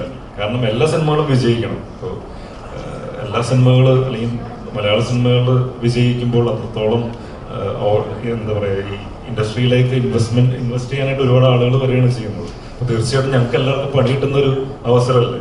അപ്പോൾ പണിയില്ലാണ്ടിരിക്കാൻ ഞങ്ങൾ വിചാരിക്കില്ലല്ലോ. സിനിമ നല്ലതാണെന്നുണ്ടെങ്കിൽ ഓഡിയൻസ് അത് വിജയിപ്പിക്കും. അതിലെന്തെങ്കിലും ഒരു ജെന്യൂൻ ആയിട്ടുള്ളൊരു എഫേർട്ട് കണ്ടു കഴിഞ്ഞാൽ ഓഡിയൻസ് തീർച്ചയായിട്ടും അത് ഡിസ്ട്രിബ്യൂട്ടേഴ്സിനും ഒരുപാട് എൻകറേജിങ് ആവും. തന്നെ തീർച്ചയായിട്ടും തിയേറ്റർ ബിസിനസ് ഒക്കെ റണ്ണാവുന്ന അങ്ങനെയല്ലേ, നല്ല പടങ്ങൾ ഹിറ്റ് ആവുമ്പോഴാണ്. ചേട്ടാ, ഒരു ഓഡിയൻസിനെ ഇപ്പൊ സാറ്റിസ്ഫൈ ചെയ്യാന്ന് പറഞ്ഞ ചെറിയൊരു പ്രോസസ് അല്ലേ. ഇപ്പം ആളുകൾ കൂടുതൽ ജഡ്ജ്മെന്റിലേക്കായി. ഒരു സീൻ അല്ലെങ്കിൽ ഒരു ഷോട്ട് അല്ലെങ്കിൽ ഒരു എവിടെ നിന്നാണ് ലൈറ്റ് സോഴ്സ് വരുന്നതെന്ന് പോലും ഓവറായിട്ട് ജഡ്ജ്മെന്റില്ല. അപ്പോൾ ഒരു സിനിമ ആസ്വദിക്കുക, ഈ പറഞ്ഞ ബിസിനസ് എല്ലാം മാറ്റി വെച്ചപ്പോൾ ഒരു സിനിമ ഒരു എന്റർടൈൻമെന്റ് മേഖല കൂടിയാണ്. ആസ്വാദനമാണ് അവിടെ പ്രധാനം. അപ്പം അവിടെ ആസ്വാദനത്തിന്റെ അളവ് കുറയുമ്പോൾ ജഡ്ജ്മെന്റിലാവുകയാണ്. അപ്പോൾ ശരിക്കും പറഞ്ഞ ഒരു ഓഡിയൻസിനെ സാറ്റിസ്ഫൈ ചെയ്യുക എന്ന് പറയുന്നത് ഒരു ആർട്ടിസ്റ്റിനെ സംബന്ധിച്ച് എത്രത്തോളം ടഫാണ്. ഇപ്പോൾ ആസ്വാദനത്തിന്റെ അളവ് കൂട്ടുക എന്നുള്ളതാണ് ഇതിനുള്ളൊരു ഏക വഴി, അല്ലാതെ വേറൊരു വഴിയില്ല. നമ്മൾ ചെയ്യുന്ന പ്രോഡക്റ്റിൽ, നമ്മൾ ചെയ്യുന്ന സിനിമകൾ ആൾക്കാർക്ക് ആസ്വദിക്കാവുന്ന രീതിയിൽ, ക്വാളിറ്റിയിൽ ഓഡിയൻസിന് അല്ലെങ്കിൽ ഒരു നിമിഷം പോലും അതിൽ നിന്ന് കണ്ണെടുക്കാൻ മാറ്റാൻ പറ്റാത്ത രീതിയിൽ ഓഡിയൻസിനെ അവിടെ എത്തിക്കുക എന്നുള്ളതാണ് നമ്മുടെ ഉത്തരവാദിത്വം. നമ്മൾ ചെയ്യേണ്ട കാര്യമാണ്. അല്ലെങ്കിൽ ഇപ്പോൾ എന്താ പറയുക, പണ്ടായിരുന്നെങ്കിൽ നമുക്ക് ഈ സിനിമയുടെ ടെക്നിക്കാലിറ്റീസോ, ഞാൻ സിനിമയിലേക്ക് വരുന്നതിന് മുമ്പ് എനിക്ക് സിനിമാറ്റോഗ്രാഫർ എന്ന് പറഞ്ഞു കഴിഞ്ഞാൽ എന്താണെന്നറിയില്ല, എഡിറ്റിംഗ് എന്ന് പറഞ്ഞു കഴിഞ്ഞാൽ എന്താണെന്നറിയില്ല, ഡയറക്ടർ എന്ന് പറഞ്ഞു കഴിഞ്ഞാൽ എന്താണെന്നറിയില്ല, ഇതൊന്നും അറിയില്ല. പക്ഷെ ഇന്നത്തെ ഒരു ജനത എന്ന് പറയുന്ന, അല്ലെങ്കിൽ ഓഡിയൻസ് എന്ന് പറഞ്ഞാൽ സിനിമയുടെ ടെക്നിക്കാലിറ്റീസും കട്ട്സുകൾ പോകുന്നു ഇതെല്ലാം അറിയാം. എവിടെ ലൈറ്റ് വെച്ചിരിക്കുന്നു ഇതൊക്കെ ഓഡിയൻസിന് അറിയാം. അപ്പോൾ ഇതിൻ്റെ ഇടയിൽ കൂടി നമുക്ക് എന്താ പറയുക, ഓഡിയൻസിനെ എൻഗേജ്ഡ് ആക്കി എത്താൻ ഒരുപാട് ബുദ്ധിമുട്ടാണ്. പക്ഷെ അതെന്ന് പറഞ്ഞു കഴിഞ്ഞാൽ നമ്മുടെ കോണ്ടന്റ് എത്രത്തോളം ഭംഗിയായിട്ട് നമ്മൾ ഷൂട്ട് ചെയ്ത് ഒരു സിനിമാറ്റിക് രൂപമാണെങ്കിൽ സിനിമ ആസ്വദിക്കാൻ, ഏറ്റവും ആസ്വദിക്കാവുന്ന രീതിയിൽ ഓഡിയൻസിലേക്ക് എത്തിച്ചാൽ തീർച്ചയായിട്ടും ഓഡിയൻസ് അതിൽ നിന്ന് കണ്ടെടുക്കില്ല. അങ്ങനത്തെ സിനിമകൾ തന്നെയാണ് വിജയിച്ചുകൊണ്ടിരിക്കുന്നത്. അതായത് ആൾക്കാരെ എൻഗേജ് ചെയ്യിപ്പിക്കുന്ന, അവരെ എൻ്റർടൈൻ ചെയ്യിക്കുന്ന സിനിമകൾ മാത്രമേ ഇപ്പോൾ വിജയിക്കുന്നുള്ളൂ. അപ്പോൾ ആൾക്കാർ ഭയങ്കര ചൂസ് ചെയ്യണം. അപ്പോൾ എത്ര പ്രൊമോഷനും PR വർക്ക് ചെയ്ത് കഴിഞ്ഞാലും തിയേറ്ററിൽ ആൾക്കാർ കണ്ടിട്ട് അതിൻ്റെ അഭിപ്രായം വേർഡ് ഓഫ് മൗത്തിലൂടെ പറഞ്ഞ് കേട്ട് കഴിഞ്ഞാൽ മാത്രമേ ആൾക്കാർ പോകുന്നുള്ളൂ. അങ്ങനത്തെ സിറ്റുവേഷൻ ഉണ്ട്. കാരണം ഒരുപാട് PR വർക്ക് നമ്മളെല്ലാം മാർക്കറ്റിംഗ് ഇത് ചെയ്യണം. കാരണം എന്ന് വെച്ച് കഴിഞ്ഞാൽ നമുക്ക് ഒരു സിനിമ ഇറങ്ങണമെന്നുള്ളത് അറിയാനായിട്ടുള്ള മാർഗം ഇതാണ്. എല്ലാവരിലേക്ക് സിനിമ ഇറങ്ങുന്നുണ്ടെന്നുള്ളത് എത്തിക്കണം. അത് കഴിഞ്ഞിട്ടുള്ളത്, സിനിമ കണ്ടു കഴിഞ്ഞിട്ടുള്ളത് ബാക്കി അവരുടെ കയ്യിലാണ്. അവർ എന്താ പറയുക, മൗത്ത് പബ്ലിസിറ്റിയിലൂടെ നല്ല വേർഡ് സ്പ്രെഡ് ചെയ്യുമ്പോഴാണ് അങ്ങനെ ഉണ്ട്. ഹാപ്പി വെഡിങ്ങിൽ അങ്ങനെയായിരുന്നു. ഞങ്ങൾ ഫസ്റ്റ് ഷോ ഇവിടെ പത്മയിൽ കാണാൻ പോകുന്ന സമയത്ത് ഞങ്ങൾ കുറച്ച് പേരുള്ളൂ. എൻ്റെ ഫ്രണ്ട്സ് ഉണ്ട്, ദൃശ്യയുടെ ഫാമിലി, അങ്ങനെ കുറച്ച് പേരുള്ളൂ ഹാപ്പി വെഡിങ് ഫസ്റ്റ് ഷോ കാണാനായിട്ട്. പക്ഷേ മാറ്റിനി തൊട്ട് പടം കയറി, അതായത് അഭിപ്രായങ്ങൾ വന്നു തുടങ്ങി. അപ്പോൾ അന്ന് ഞാനാണെന്നുണ്ടെങ്കിലും ഒരു ലീഡ് റോള് ചെയ്തിട്ടില്ല. ഞാനന്ന് പ്രേമം വരെ ചെയ്ത് കഴിഞ്ഞിട്ടുള്ളൂ. ക്യാരക്ടർ റോൾസാണ് ചെയ്തത്. ലീഡ് ക്യാരക്ടർ ചെയ്യുന്നത് ഹാപ്പി വെഡിങ്ങിലാണ്. അപ്പോൾ അന്ന് എന്നെയും ഓഡിയൻസിന് അത്രയും പരിചയം ആയി വന്നിട്ടുള്ള, അല്ലെങ്കിൽ ഒരു ഹീറോ എന്നുള്ള രീതിയിൽ ആൾക്കാർക്ക് അക്സെപ്റ്റ് ചെയ്യാനുള്ള രീതിയിലേക്ക് എത്തിയുള്ളൂ. അത്രയും പ്രൂവ് ചെയ്തിട്ടുള്ളൂ. അപ്പോൾ ആ സമയത്ത് ഒരു ഇനീഷ്യൽ കിട്ടിയിട്ടുണ്ടായിരുന്നില്ല. പക്ഷേ ഒരു ആദ്യത്തെ ഷോ കഴിഞ്ഞതിന് ശേഷം ഈ പറയുന്ന പോലെ ഓഡിയൻസ് എല്ലാം തന്നെ സിനിമ കണ്ട് ഇഷ്ടപ്പെട്ടപ്പോൾ എന്താ പറയുക, വേർഡ് ഓഫ് മൗത്ത് വഴി പടം ഭയങ്കരമായിട്ട് കയറി ഒരു 105 ദിവസം സിനിമ ഓടി. അപ്പം അങ്ങനെ ഒരു ഭാഗ്യം അന്ന് ലഭിച്ചിട്ടുണ്ട്. അപ്പം തീർച്ചയായിട്ടും ഇന്നും അതാണ് വർക്കായിക്കൊണ്ടിരിക്കുന്നത്. ഇപ്പോൾ ഒരാളിപ്പോൾ ഞാൻ സിനിമ കണ്ടെങ്കിൽ ഞാൻ ആ സിനിമ കണ്ടിട്ട് കൊള്ളാടാന്ന് ഒരാളുടെ അടുത്ത് പറയുമ്പോൾ അവർക്കും കാണാനായിട്ട് തോന്നും. അത്രേ ഉള്ളൂ. വേറെ എന്റർടൈൻമെന്റ് ഒന്നുമില്ല. നമ്മുടെ ഇവിടെ അധികം എന്റർടൈൻമെന്റ്സും പരിപാടികളൊന്നും ഇല്ലല്ലോ. സിനിമയും അങ്ങനെ കുറച്ച് കാര്യങ്ങളൊക്കെ, ഫുഡ് അടിക്കാൻ പുറത്ത് പോവുക, ലുലു കാണാൻ പോവുക, അല്ലെങ്കിൽ കുറച്ച് ബീച്ച് ഏരിയ, അതൊക്കെയല്ലേ ഉള്ളൂ. അപ്പോൾ തീർച്ചയായിട്ടും നല്ല സിനിമയാണെങ്കിൽ പ്രേക്ഷകർ ഏറ്റെടുക്കും. ഈ ഒരു കാലഘട്ടത്തിൽ ഭയങ്കരമായിട്ട് അത് ഇത് ചെയ്യുന്നുണ്ട്. കാരണം എല്ലാ സിനിമയും ഓഡിയൻസിന് കാണാൻ പോകാൻ പറ്റുന്ന സിറ്റുവേഷൻ അല്ല. എല്ലാ ആഴ്ചയിലും ഇത്ര പൈസ ഇറക്കാൻ തന്നെ. പക്ഷെ ആൾക്കാർക്ക് തിയേറ്റർ മസ്റ്റ് വാച്ചാണെന്ന് പറഞ്ഞു കഴിഞ്ഞാൽ തീർച്ചയായിട്ടും തിയേറ്ററിലേക്ക് പോകും. അപ്പൊ അത് തന്നെയാണ് ഞങ്ങളുടെയും പ്രതീക്ഷ. ഞാനും വാർത്തകൾ കേട്ടിരുന്നു, ദൃശ്യം വാർത്തകൾ കേട്ടിരുന്നു. അറിയില്ല, അത് നമ്മളന്ന് ഹാപ്പി വെഡിങ് ചെയ്യുന്ന സമയത്ത്, പടം ഹിറ്റായി കഴിഞ്ഞ സമയത്ത് അന്ന് അങ്ങനെ ഒരു പ്ലാനൊക്കെ ഇങ്ങനെ ഉമർ പറയുന്നുണ്ടായിരുന്നു. പക്ഷെ അത് കഴിഞ്ഞിട്ട് പിന്നെ അത് നടന്നില്ല. പിന്നെ അങ്ങനെ ഞങ്ങൾ പിന്നെ കല്യാണം കഴിഞ്ഞില്ല. ഞങ്ങളുടെ ഹാപ്പി വെഡിങ് കഴിഞ്ഞാൽ പിന്നെ ഞങ്ങൾ ആ ഭാഗത്തേക്ക് പിന്നെ നോക്കിയില്ല. അന്ന് എനിക്കൊരു ഷറഫിന്റെ ക്യാരക്ടറിന്റെ കല്യാണം എന്നൊക്കെ അന്ന് പറയുന്നുണ്ടായിരുന്നു. മനു എന്ന് പറയുന്ന ക്യാരക്ടറിന്റെ കല്യാണം എന്നൊക്കെ പറഞ്ഞു അന്ന് ഇങ്ങനെ ഒരു ഡിസ്കഷനൊക്കെ പോയായിരുന്നു. പിന്നീട് അങ്ങോട്ട് നടന്നില്ല, അങ്ങോട്ടേക്ക് പോയില്ല. അറിയില്ല, ഈ അടുത്താണ് ഞാനിങ്ങനെ ഓൺലൈനിലൂടെയാണ് ഞാൻ കണ്ടത്. അതെ അതെ അതെ, നമുക്ക് ഒഫീഷ്യലി അങ്ങനത്തെ ഒരു ഇത് നമ്മളടുത്ത് സംസാരിച്ചിട്ടില്ല. അങ്ങനെ ഞാനും ഓൺലൈനിൽ തന്നെ കണ്ടു. ഒഫീഷ്യലി നമുക്ക് അങ്ങനത്തെ ഒരു ഇൻഫർമേഷൻ ഇല്ല നമ്മൾ പറയുന്നതുകൊണ്ട് കാര്യമില്ല. ഞാനും ഓൺലൈനിൽ തന്നെ പറഞ്ഞേക്കുന്നു.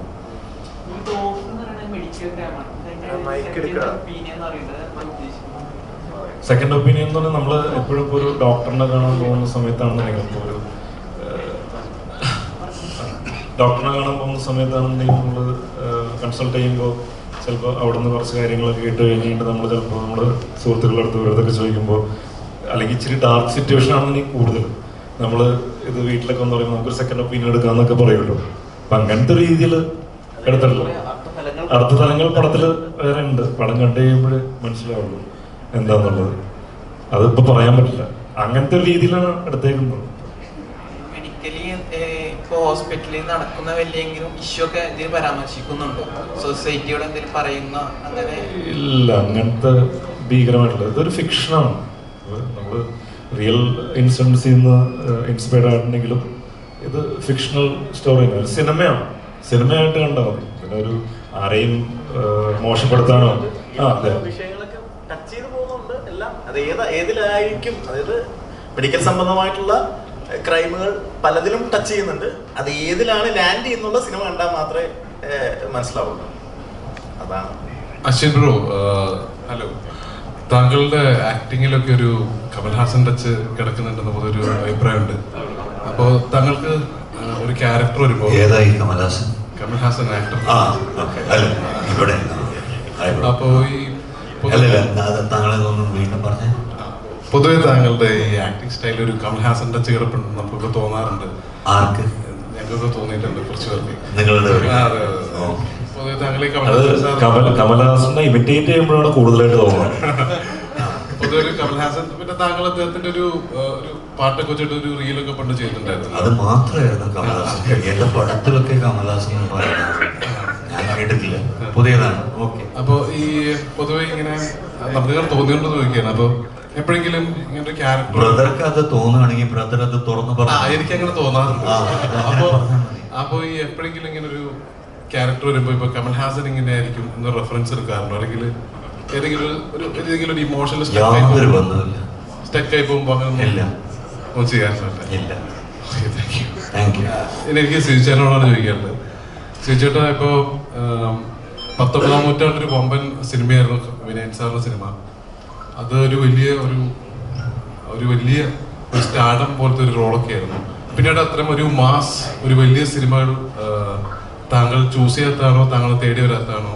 അതിനുള്ള പൊട്ടൻഷ്യൽ ഉണ്ടെന്ന് മീഡിയയും സിനിമാക്കാരും എല്ലാവരും പറയുന്നുണ്ട്. എന്തുകൊണ്ടാണ് അങ്ങനെയൊന്നും വീണ്ടും കാണാൻ പറ്റാത്തത്? ആഗ്രഹമുണ്ട്, എല്ലാവരും പറയുന്നുണ്ട്. അല്ല, അത് 19ാം നൂറ്റാണ്ടെന്ന് പറയുന്ന സിനിമ ഞാൻ 2020 അപ്പോൾ 10 years 10 വർഷം സിനിമ കരിയറിൽ നിന്ന് കഴിഞ്ഞപ്പോഴാണ്, 10 വർഷം കഴിഞ്ഞപ്പോഴാണ് സംഭവിച്ചത്. അപ്പൊ എന്തുകൊണ്ടത് 1 വർഷം കഴിഞ്ഞപ്പോൾ സംഭവിച്ചില്ല എന്ന് ചോദിച്ച പോലത്തെ ഒരു ചോദ്യമുള്ളത്.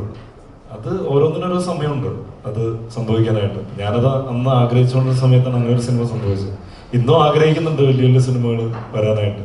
പക്ഷേ ഞാൻ പറയുന്നത് ഇപ്പം മലയാളത്തിൽ എപ്പോഴും മലയാള സിനിമയ്ക്ക് എപ്പോഴും റെക്കഗ്നേഷൻ കിട്ടിക്കൊണ്ടിരിക്കുന്നത് മറ്റേ ക്യാൻവാസോ അല്ലെങ്കിൽ ബിഗ് ബഡ്ജറ്റോ അങ്ങനത്തെ സംഭവങ്ങളല്ല, കോണ്ടന്റിലാണ് എപ്പോഴും മലയാള സിനിമ ഈ പറയുന്ന പോലെ പാൻ വേൾഡ് എല്ലാ ഇൻഡസ്ട്രി ബാക്കി എല്ലാ ഇൻഡസ്ട്രികളും ഇങ്ങോട്ടേക്ക് ഉറ്റുനോക്കിക്കൊണ്ടിരിക്കുന്നത് എന്താണെന്ന് വെച്ച് കഴിഞ്ഞാൽ ഇവിടുത്തെ കോണ്ടന്റുകളാണ്. ഇവിടെ എന്താ പറയുക, വളരെ ചെറിയ ഇൻസിഡന്റിൽ നിന്ന് വളരെ ചെറിയ മൈന്യൂട്ടായിട്ടുള്ള എന്തെങ്കിലും ഇൻസിഡന്റിൽ നിന്നൊക്കെ ഒരു സിനിമ ഫുള്ള് ഉണ്ടാക്കിയെടുക്കാൻ പറ്റും. ഇപ്പൊ മഹേഷിന്റെ പ്രതികാരം എന്ന് പറയുന്ന സിനിമ ചെറിയൊരു ഇൻസിഡന്റ്, ഒരു തല്ല് കിട്ടിയെന്ന് അവിടെ നിന്ന് ഇത് ചെയ്തു പോകുന്ന ഇൻസിഡന്റ് ആണ്. അപ്പൊ ഇതൊന്നും ബാക്കിയുള്ള ഇൻഡസ്ട്രിയിൽ ചിലപ്പോൾ ചിന്തിക്കുക പോലും ഇല്ല. അപ്പൊ നമ്മള് ഈ ക്യാൻവാസും ഇതൊക്കെ മാറ്റി വെച്ച് കഴിഞ്ഞാൽ കോണ്ടന്റ് എന്ന് പറയുന്ന ആ ഇതിലാണ് നമ്മൾ പിടിച്ചിരിക്കുന്നത്. അപ്പൊ പണ്ടും അങ്ങനെ തന്നെയായിരുന്നു. പണ്ടും നമ്മൾ ഇത്രയും ടെക്നിക്കലി ഭയങ്കര സൗണ്ടായിട്ടുള്ള ഒരു ഇൻഡസ്ട്രി ഒന്നും ആയിരുന്നില്ല. നമുക്ക് അത്രയും ഭീകര പ്രൊഡക്ഷൻ കോസ്റ്റ് ഒന്നും ബെയർ ചെയ്യാൻ പറ്റുന്നൊരു ഇൻഡസ്ട്രി ആയിരുന്നില്ല. അന്നും നമ്മൾ കോണ്ടന്റ് എന്ന് പറയുന്ന സാധനത്തിലാണ് പിടിച്ചു നിന്നിരുന്നത്. ഇന്നും റൈറ്റേഴ്സും ആൾക്കാരൊക്കെ വരുന്നുള്ളൊരു പ്രതീക്ഷയിലാണ്. അങ്ങനെ നല്ല സിനിമകൾ സംഭവിക്കട്ടെ. ഇപ്പോൾ അതിൻ്റെ വലിപ്പം നമ്മൾ നിശ്ചയിക്കേണ്ടത് ഈ പറയുന്ന ബിഗ് ബഡ്ജറ്റിലല്ല എന്നുള്ളതാണ് എൻ്റെ ഒരു വിശ്വാസം. നല്ല കോണ്ടന്റ്. ഈ പ്രേമം ഗ്യാങ് എന്നൊക്കെ നിങ്ങൾ അറിയപ്പെടാറുണ്ടല്ലോ. പ്രേമം ഗ്യാങ് ആണല്ലോ. എപ്പോഴെങ്കിലും നിങ്ങളുടെ ഇടയിൽ ഒരു ആരോഗ്യകരമായ മത്സരങ്ങൾ ഇപ്പോഴുണ്ടോ? ആരോഗ്യകരമായ മത്സരങ്ങൾ എപ്പോഴും ഉണ്ട്.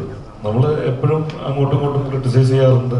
അല്ലെങ്കിൽ ഒരു സിനിമ വർക്കായി, അല്ലെങ്കിൽ ഒരു സിനിമയിലെ കഥാപാത്രം വർക്കായി, അല്ലെങ്കിൽ ഇതൊക്കെ അങ്ങോട്ടും ഇങ്ങോട്ടും കമ്മ്യൂണിക്കേറ്റ് ചെയ്യാറുണ്ട്. തീർച്ചയായിട്ടും എന്നാലാണ് നമുക്ക് എല്ലാവർക്കും ഒരുമിച്ച് ഗ്രോ ചെയ്യാൻ പറ്റുള്ളൂ. അപ്പം അത് പറയാം, നമ്മൾ സുഹൃത്തുക്കളാണ് ഏറ്റവും അത് പറയാം. നമ്മൾ പുറത്തുനിന്ന് ഒരാൾ ചിലപ്പോൾ അത് പറഞ്ഞെന്ന് വരില്ല. നമുക്ക് സുഹൃത്തുക്കൾക്ക് അത് പറയാനുള്ള സ്വാതന്ത്ര്യം. അപ്പം അത് നമ്മൾ പറയും. ഇതൊക്കെ എന്താ പറയുക, കൺസ്ട്രക്റ്റീവായിട്ടുള്ളൊരു ക്രിട്ടിസൈസ് ചെയ്യുമ്പോൾ അതിൽ നമ്മൾ എന്താണോ പറയുന്നത് അത് മനസ്സിലാക്കിയിട്ട് അത് ഉൾക്കൊണ്ട് അടുത്ത സിനിമകളിൽ നമുക്കത് അപ്ലൈ ചെയ്യാൻ പറ്റും. തീർച്ചയായിട്ടും ഞാൻ എപ്പോഴും വെൽക്കം ചെയ്യാറുണ്ട്. നമ്മുടെ കൂട്ടത്തിൽ എല്ലാവരും അങ്ങനെ വെൽക്കം ചെയ്യാറുണ്ട് കാര്യങ്ങളൊക്കെ. അഭിലാഷ് ചേട്ടാ, അതെ, ഈ പൊതുവെ ആദ്യം പറഞ്ഞാല് വലിയ ക്ലാഷുകൾ ഒഴിവാക്കാനാണ് പതിവ്. ദൃശ്യം തന്നെ ഒരു ബ്രാൻഡാണ്. മോഹൻലാൽ പോലൊരു വലിയ സൂപ്പർ സ്റ്റാർ. അപ്പോ അത്രയും ഒരു പടത്തിനോട് ക്ലാഷ് വയ്ക്കാൻ താങ്കൾ അത്രയധികം കോൺഫിഡന്റ് ആണോ ഈ ഒരു? ശരിക്കും പറഞ്ഞാൽ നമ്മൾ നമ്മളൊരു ക്ലാഷ് എന്ന് പറയുന്ന ഇത് മാറ്റി വെച്ച് കഴിഞ്ഞാൽ അതിന് പ്രത്യേക ഒരു ഫ്രാഞ്ചൈസി, ദൃശ്യം ഫ്രാഞ്ചൈസിക്കുള്ള ഫാൻസ് എന്ന് പറഞ്ഞാൽ നമ്മൾ ഈ എന്ത് പടം കൊണ്ട് അപ്പുറത്ത് വെച്ചാലും അതിൻ്റെ അത് അവിടെ അൾട്ടിമേറ്റ് ആയിട്ട് നിൽക്കുകയാണ്. പക്ഷേ ഇപ്പം മലയാള ഇൻഡസ്ട്രി എന്ന് പറഞ്ഞു കഴിഞ്ഞാൽ ഇപ്പോൾ മുമ്പ് പറഞ്ഞ പോലെ വാഴ 2 ഇറങ്ങി ഹിറ്റായ സമയത്ത് മോഹിനിയാട്ടം വന്നപ്പോൾ അത് തന്നെയാണ് നമ്മളൊരു നല്ല സിനിമയാണ് കൊണ്ടുവരുന്നതെങ്കിൽ പ്രേക്ഷകർ അത് കണ്ടു കഴിഞ്ഞിട്ട് ഈ പടം ദൃശ്യം കണ്ടു കഴിഞ്ഞവർക്ക് ഡോസ് കാണാമല്ലോ. അതാണ് നമ്മുടെ പ്രതീക്ഷ. ആദ്യം തന്നെ ചേട്ടൻ പറഞ്ഞ ഒരു സെക്കൻഡ് ഓപ്ഷൻ ആയിട്ട് നിങ്ങൾ ഈ സിനിമ അല്ലേ, സെക്കൻഡ് ഒപ്പീനിയൻ. അപ്പൊ അതൊരു വല്ലാത്തൊരു ഇതാണ്. ഇതിന് ഒരു സിനിമ കാണുന്ന ഒരു സെക്കൻഡ് ഒപ്പീനിയൻ ആയിട്ട് ഈ പടം ഫസ്റ്റ് ദൃശ്യം കാണുന്നു, അത് കഴിഞ്ഞിട്ട് ഈ പടം കാണുക എന്നുള്ളതാണ്. കാരണം ഒരിക്കലും നിരാശപ്പെടില്ല. അത് 100%. സംവിധായകനാണ്.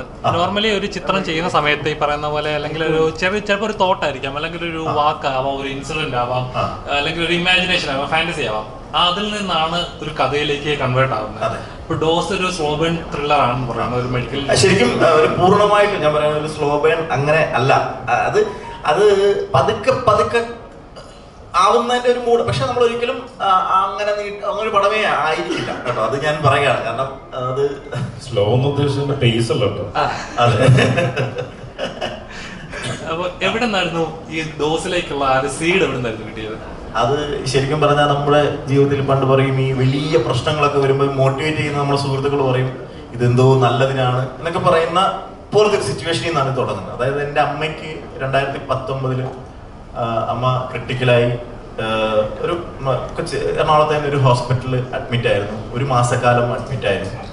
അപ്പൊ ഈ ആദ്യ സമയങ്ങളിലെ പ്രശ്നങ്ങളൊക്കെ തീർന്ന് ഓക്കെ ആയി തുടങ്ങിയ സമയം ഞാൻ അവിടെ ബൈസ്റ്റാൻഡറായിട്ട് ഇങ്ങനെ നിൽക്കുന്ന സമയത്താണ് ഏറ്റവും കൂടുതൽ ഞാൻ അന്യഭാഷാ സിനിമകൾ കണ്ട സമയം കൂടിയാണ്. കാരണം എനിക്ക് ഒരുപാട് സമയമുണ്ട്. അപ്പൊ ഞാൻ ഇങ്ങനെ അലഞ്ഞു തിരിഞ്ഞ് നടക്കും.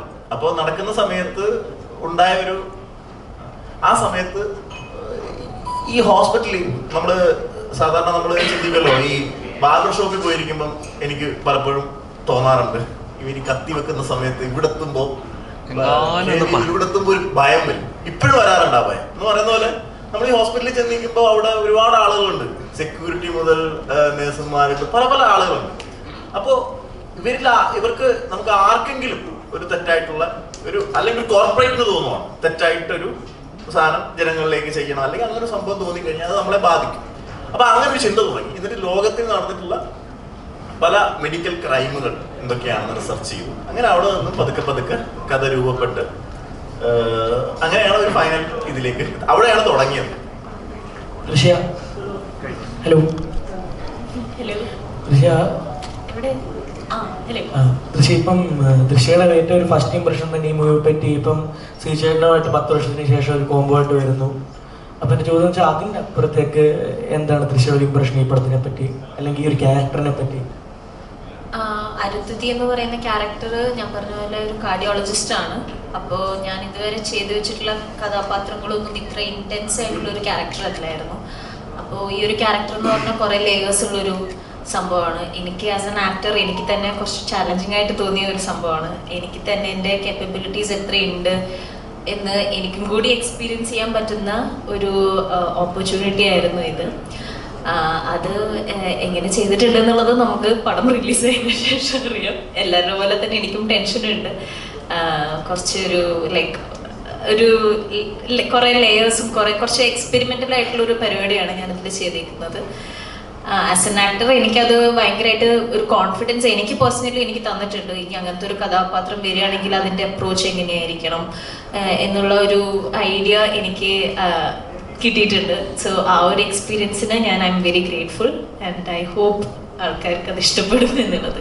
ഓൾസോ ഇപ്പം ശ്രീചേട്ടനെ ഇപ്പം 10 കൊല്ലത്തിന് ശേഷം ഒരുമിച്ച് നിങ്ങൾ അഭിനയിക്കുകയാണ്. അപ്പം അദ്ദേഹത്തിലുണ്ടായ ചേഞ്ചസ് എന്തൊക്കെയാണ് ശ്രദ്ധിച്ചത്? അതായത് ആക്ടിങ്ങിലായാലും അല്ലെങ്കിൽ ഒരു ഫിലിം മേക്കിംഗ് പ്രോസസ്സിലൊക്കെ ആയാലും. സിജുചേട്ടൻ ആക്ച്വലി മറ്റേ ചില്ലായിട്ടുള്ള ഒരു ആക്ടർ. അതായത് ഇപ്പൊ ക്യാരക്ടറായി പിടിച്ച് നിന്ന് ഇപ്പൊ ഈ മൂവിയിലായാലും പ്രകാശ് എന്ന് പറയുന്ന ക്യാരക്ടർക്ക് ആക്ച്വലി കുറെ ലെയേഴ്സും കുറെ സംഭവമുള്ള ഒരു ക്യാരക്ടറാണ്. പക്ഷെ എന്നാലും അല്ലെങ്കിൽ സിജുചേട്ടൻ എന്നുള്ള ഒരു പേഴ്സൻ്റെ നിന്നും ഭയങ്കര ഡിഫറെന്റ് ആയിട്ടുള്ള ഒരു ക്യാരക്ടറാണ് പ്രകാശ് എന്ന് പറയുന്നത്. പക്ഷെ സിജുചേട്ടൻ അതിനായിട്ട് മെത്തേഡ് ആയിട്ടുള്ള രീതിയിലൊന്നും അല്ല. സിജുചേട്ടന്റെ അപ്രോച്ച് ഭയങ്കര ചില്ലാണ്. സിജുചേട്ടൻ ആക്ഷൻ എന്ന് പറയുമ്പോൾ വരും വെരി ടാലന്റഡ്. ഹാപ്പി വെഡിങ് ചെയ്യുന്ന സമയത്ത് എന്ന് പറഞ്ഞാൽ സിജുചേട്ടൻ അങ്ങനെ തന്നെ ആയിട്ട് നിന്നാ മതി, അങ്ങനെ പ്രേമരോഗി എന്നൊക്കെ അങ്ങനെയല്ല. പക്ഷെ എന്തായാലും അങ്ങനെ അത്ര ഇതായിട്ടില്ല. അങ്ങനെ ഭയങ്കര ഡിഫിക്കൾട്ട് ആയിട്ടുള്ള ഒരു ക്യാരക്ടർ ആയിരുന്നില്ല. ഭയങ്കര ഒരു ഈസി ഗോയിങ് ക്യാരക്ടർ ആയിരുന്നു. ഇപ്പൊ ഹാപ്പി വെഡിങ്ങിൽ ദൃശ്യം എന്ന് പറയുന്ന എൻ്റെ ക്യാരക്ടർ ആയാലും അതിൽ ഈസി ഗോയിങ് ആയിട്ടുള്ള എനിക്ക് അധികം ഭയങ്കരമായിട്ട് ഹാർഡ് വർക്ക് ചെയ്യേണ്ട ഒരു സംഭവമായിരുന്നില്ല. പക്ഷെ അരുന്ധതി എന്ന് പറയുന്ന ഇപ്പൊ ഡോസിൽ നമ്മുടെ രണ്ടുപേരും ക്യാരക്ടർ ഭയങ്കര ഇന്റൻസ് ആയിട്ടുള്ള ഇതാണ്. ഒരു ആക്ടർ എന്ന രീതിയിൽ നമുക്ക് പെർഫോം ചെയ്യാൻ ഒത്തിരി ഉള്ള ഒരു സംഭവമാണ്. അപ്പോൾ അന്നും ഇന്നും സിജുചേട്ടൻ ഒരു ഇതാണ്. പക്ഷെ പേഴ്സണലി എനിക്ക് ഐ ഹാവ് ഫെൽറ്റ് ഡിഫറൻസ്. അന്ന് ഞാൻ അത്ര സീരിയസ് ആയിട്ടല്ല അഭിനയം കണ്ടിരുന്നത്. ഇപ്പോൾ ഞാനത് കുറച്ചും കൂടി എൻ്റെ അപ്രോച്ച് കുറച്ചുകൂടി ഒരു സംഭവം നമുക്കൊരാളെ ഏൽപ്പിച്ചിട്ടുണ്ടെങ്കിൽ അത് ഭംഗിയായി ചെയ്യണം, അതിന് എത്ര ലെവലിൽ എത്ര ഹാർഡ് വർക്ക് ചെയ്യാനും വില്ലിങ് ആണ് എന്നുള്ള ആ ഒരു മൈൻഡ് സെറ്റ് എനിക്ക് വന്നിട്ടുണ്ട്. അതിൽ I am proud of my self. ഒരു കാര്യത്തില് സന്തോഷമുള്ള കാര്യം, അതായത് നമ്മൾ ഹാപ്പി വെഡിങ് കഴിഞ്ഞിട്ട് അതുപോലത്തെ ഒരു സിനിമയല്ല നമ്മൾ ചെയ്യുന്ന, അല്ലെങ്കിൽ അതുപോലത്തെ ക്യാരക്ടേഴ്സ് അല്ല അതിനുവേണ്ടിയാണ് നമ്മൾ ജോയിൻ ചെയ്തത്. അപ്പോൾ എൻറ്റയർലി ഡിഫറെൻ്റ് ആയിട്ടുള്ള ക്യാരക്ടേഴ്സാണ്. അത് ആസ് ആക്ടേഴ്സ് ഞങ്ങൾക്ക് എക്സ്പ്ലോർ ചെയ്യാൻ പറ്റിയൊരു ഏരിയ ആയിരുന്നു. അതിൽ സന്തോഷമുണ്ട്. ദൃശ്യ അതേപോലെ തന്നെ ഇപ്പൊ ഈ പറഞ്ഞ പോലെ തന്നെ ഇപ്പൊ സിനിമകള് ഒരു നടിയെ സംബന്ധിച്ചിടത്തോളം ഇപ്പം കഴിഞ്ഞ ദിവസം മഞ്ജുവാര്യർ പറഞ്ഞൊരു വാക്കുണ്ട്. എന്നുവെച്ചാൽ സിനിമയിൽ വരുന്നതല്ല ബുദ്ധിമുട്ട്, സിനിമയിൽ നിലനിൽക്കുന്നതാണ് ബുദ്ധിമുട്ട് എന്ന് പറയുന്നുണ്ട്. അതായത് ഒരു നടിയെ സംബന്ധിച്ചിടത്തോളം. അപ്പൊ അത് നടിയെ മാത്രമല്ല നടനെ സംബന്ധിച്ചു തന്നെയാണ്. അഭിനയിക്കുന്ന എല്ലാവരുടെയും കാര്യത്തിലാണ്. പൊതുവെ നടന്മാരെ നമ്മൾ കാണാറുണ്ട്, കുറച്ച് നീണ്ട ഒരു പഴയ നടന്മാരൊക്കെ നിലനിന്ന് പോകുന്നവരെ കാണാറുണ്ട്. പക്ഷെ എപ്പോഴും മാഞ്ഞു പോകുന്നത് നടിമാരാണ് കൂടുതലും. ഓപ്പർച്യൂണിറ്റീസ് കൂടുതലും ആണുങ്ങൾക്കുണ്ട്. ശരിയാണ്. ഓക്കെ. അപ്പൊ ആ ഒരു അങ്ങനെ വരാനുള്ള ഒരു കാരണം, അതായത് ഇപ്പം ഒരു സിനിമ ഇപ്പൊ ഈ രണ്ടുപേരോട് ഞാൻ ചോദിക്കുന്നത്, കാരണം നിങ്ങൾ രണ്ടുപേരും ഒത്തിരി അധികം സിനിമകൾ ചെയ്യുന്നത് കാണുന്നില്ല. അപ്പൊ അത് ആ ഒരു സ്റ്റേറ്റ്മെന്റിനോട് എത്രമാത്രം നിങ്ങൾക്ക് തോന്നിയിട്ടുണ്ട്? ഇപ്പോ എൻ്റെ ഒരു പോയിന്റ് ഓഫ് വ്യൂല് എങ്ങനെയാന്ന് വെച്ച് കഴിഞ്ഞാൽ, ഒരു ഡയറക്ടറിന്റെ പൂർണ്ണ സ്വാതന്ത്ര്യമാണ് ഒരു ക്യാരക്ടറെ ആരെ കാസ്റ്റ് ചെയ്യണം എന്നുള്ളത്. ഒരു ഡയറക്ടറിന്റെ ഒരു ഫ്രീഡമാണ് അത്. ഇപ്പോ ഇപ്പൊ ഹാപ്പി വെഡിങ്ങിൽ ഞാൻ വന്നത് എങ്ങനെയായിരുന്നു, എനിക്കൊരു എക്സ്പീരിയൻസ് ഉണ്ടായിരുന്നില്ല. ഞാൻ വഴിയിൽ പോകുന്ന ഒരാളായിരുന്നു. സിനിമ എന്ന് പറഞ്ഞാൽ അങ്ങനെ നിൽക്കുന്ന ഒരാളായിരുന്നില്ല. പക്ഷെ ആ സമയത്ത് അങ്ങനെ ഒരു വ്യൂ ഉണ്ടായിരുന്നു. അങ്ങനെ എനിക്ക് വന്നൊരു ഓപ്പർച്യൂണിറ്റിയാണ്. അതേപോലെ തന്നെ ന്യൂ ടാലൻസ് വരുന്നതിൽ ഞാൻ ആക്ച്വലി ഭയങ്കര ഹാപ്പിയാണ്. ഒത്തിരി നല്ല ടാലൻസിനെ നമുക്ക് കാണാൻ കഴിയുന്നുണ്ട് മലയാള സിനിമയിൽ. ഇപ്പൊ മലയാള സിനിമയിൽ നിന്നും അവരിപ്പോ വേറെ ഇൻഡസ്ട്രിയിലേക്ക് പോകുന്നു. അതൊക്കെ generally I am very proud of it. ഹാപ്പിയാണ് ഞാൻ ആ ഒരു കാര്യത്തിൽ. ഇപ്പൊ അതുപോലെ തന്നെ ആദ്യം സിനിമ വരുന്നത് ഇപ്പൊ ഒരു ജെൻഡർ ഈക്വാലിറ്റി എന്നൊക്കെ പറയുന്ന ആ ഒരു തോട്ടിൽ ചിന്തിക്കുമ്പം 32 ആ ഒരു സിനിമ വളരെ ഒരു ചർച്ചയായ ഒരു സിനിമയായിരുന്നു. അപ്പൊ ആ ഒരു രീതിയിൽ ചിന്തിക്കുമ്പം ഇപ്പൊ എന്ത് തോന്നുന്നു, ഈ ഒരു സ്റ്റേറ്റ്മെന്റിനോട് എന്താ പറയാനുള്ളത്? അല്ല, ഓപ്പർച്യൂണിറ്റി സ്ത്രീകൾക്ക് കുറവാണോ കൂടുതലാണോ, I don't believe in that. എനിക്ക് തോന്നുന്നു ഓൾ ദ മോർ ഇപ്പോൾ ഓപ്പർച്യൂണിറ്റി കൂടിയിട്ടുണ്ട്. ദ കൈൻഡ് ഓഫ് ക്യാരക്ടേഴ്സ്, ഇപ്പോൾ ഡോസിൽ കൂടെ രാഗിത്തയുടെ ക്യാരക്ടർ ആവട്ടെ, അല്ല അരുന്ധതിയുടെ ക്യാരക്ടർ ആവട്ടെ, എത്രയോ ഇൻറ്റൻസ് ആയിട്ടുണ്ട്, എത്രയോ ലേയേഴ്സ് കിട്ടിയിട്ടുണ്ട്. നമ്മൾ മാത്രം സ്ത്രീകളെ കാണുന്ന രീതികൾ മാറിയിട്ടുണ്ട് സിനിമയിൽ വെച്ച്.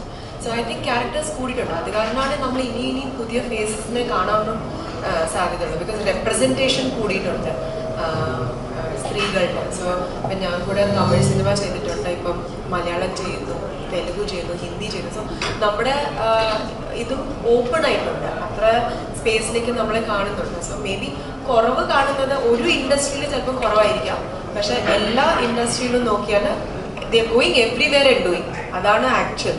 It's not only in one industry.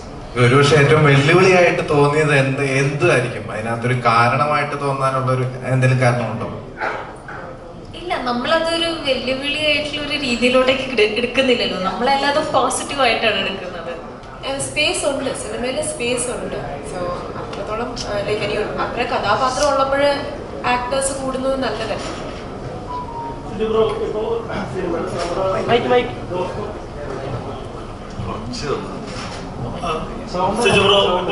Dose എന്ന് പറഞ്ഞ സിനിമ, ഇപ്പൊ നിങ്ങളുടെ കാക്കയുടെ തൻകുഞ്ഞ് പൊൻകുഞ്ഞാണ്. ഇപ്പൊ നിങ്ങളുടെ സിനിമ പറയുന്നത് ദൃശ്യം സിനിമ കണ്ടതിന് ശേഷം വേണമെങ്കിൽ ഞങ്ങളുടെ സിനിമ കാണും എന്നുള്ള രീതിയിലാണ് പറയുന്നത്. എന്തുകൊണ്ട് നിങ്ങളുടെ സിനിമ ദൃശ്യം 3-നേക്കാൾ നല്ലതായിക്കൂടാ? അപ്പോൾ ആളുകളുടെ ഒപ്പീനിയനാണ്. അല്ല, നിങ്ങൾ എപ്പോഴും പറഞ്ഞുകൊണ്ടിരിക്കുന്നത് നിങ്ങളുടെ സിനിമ അതിനുശേഷം കാണുന്ന ആൾക്കാർ കണ്ടു കഴിഞ്ഞാൽ ഒക്കെയാണ്, ഒരു കോൺഫിഡൻസ് ഇല്ലാത്ത പോലെയാണ് സംസാരിക്കുന്നത്. ചിലപ്പോൾ ദൃശ്യം സിനിമയിലേക്കാളും അടിപൊളി സിനിമ ഡോസ് ആയാലും പറയാൻ പറ്റില്ലല്ലോ. അതൊന്നും നമുക്ക് അറിയില്ല. ഞാൻ വന്ന ദൃശ്യം എന്ന് പറയുന്ന ഓൾറെഡി അതിനൊരു ഫാൻ ഫോളോയിങ് ഉണ്ട്. എന്ത് പറഞ്ഞാലും ഫസ്റ്റ് പ്രിഫറൻസ് എന്ന് പറയുന്ന ദൃശ്യമാണ്. ഞാനാണെങ്കിൽ ആദ്യം പോയി കാണുന്നത് ദൃശ്യമായിരിക്കും, ഇല്ലേ? അപ്പൊ അല്ല, അത് കണ്ടോട്ടെ, പ്രശ്നമില്ല. നമുക്ക് അല്ല, അങ്ങനെ കാണുന്നവരുണ്ടാവല്ലോ, അങ്ങനെ കാണുന്നവരുണ്ടാവട്ടെ. അത് അല്ല, ഞാൻ പറയുന്നത് അത് നമ്മള് ആരുമായിട്ട് ഒരു പ്രശ്നത്തിലോ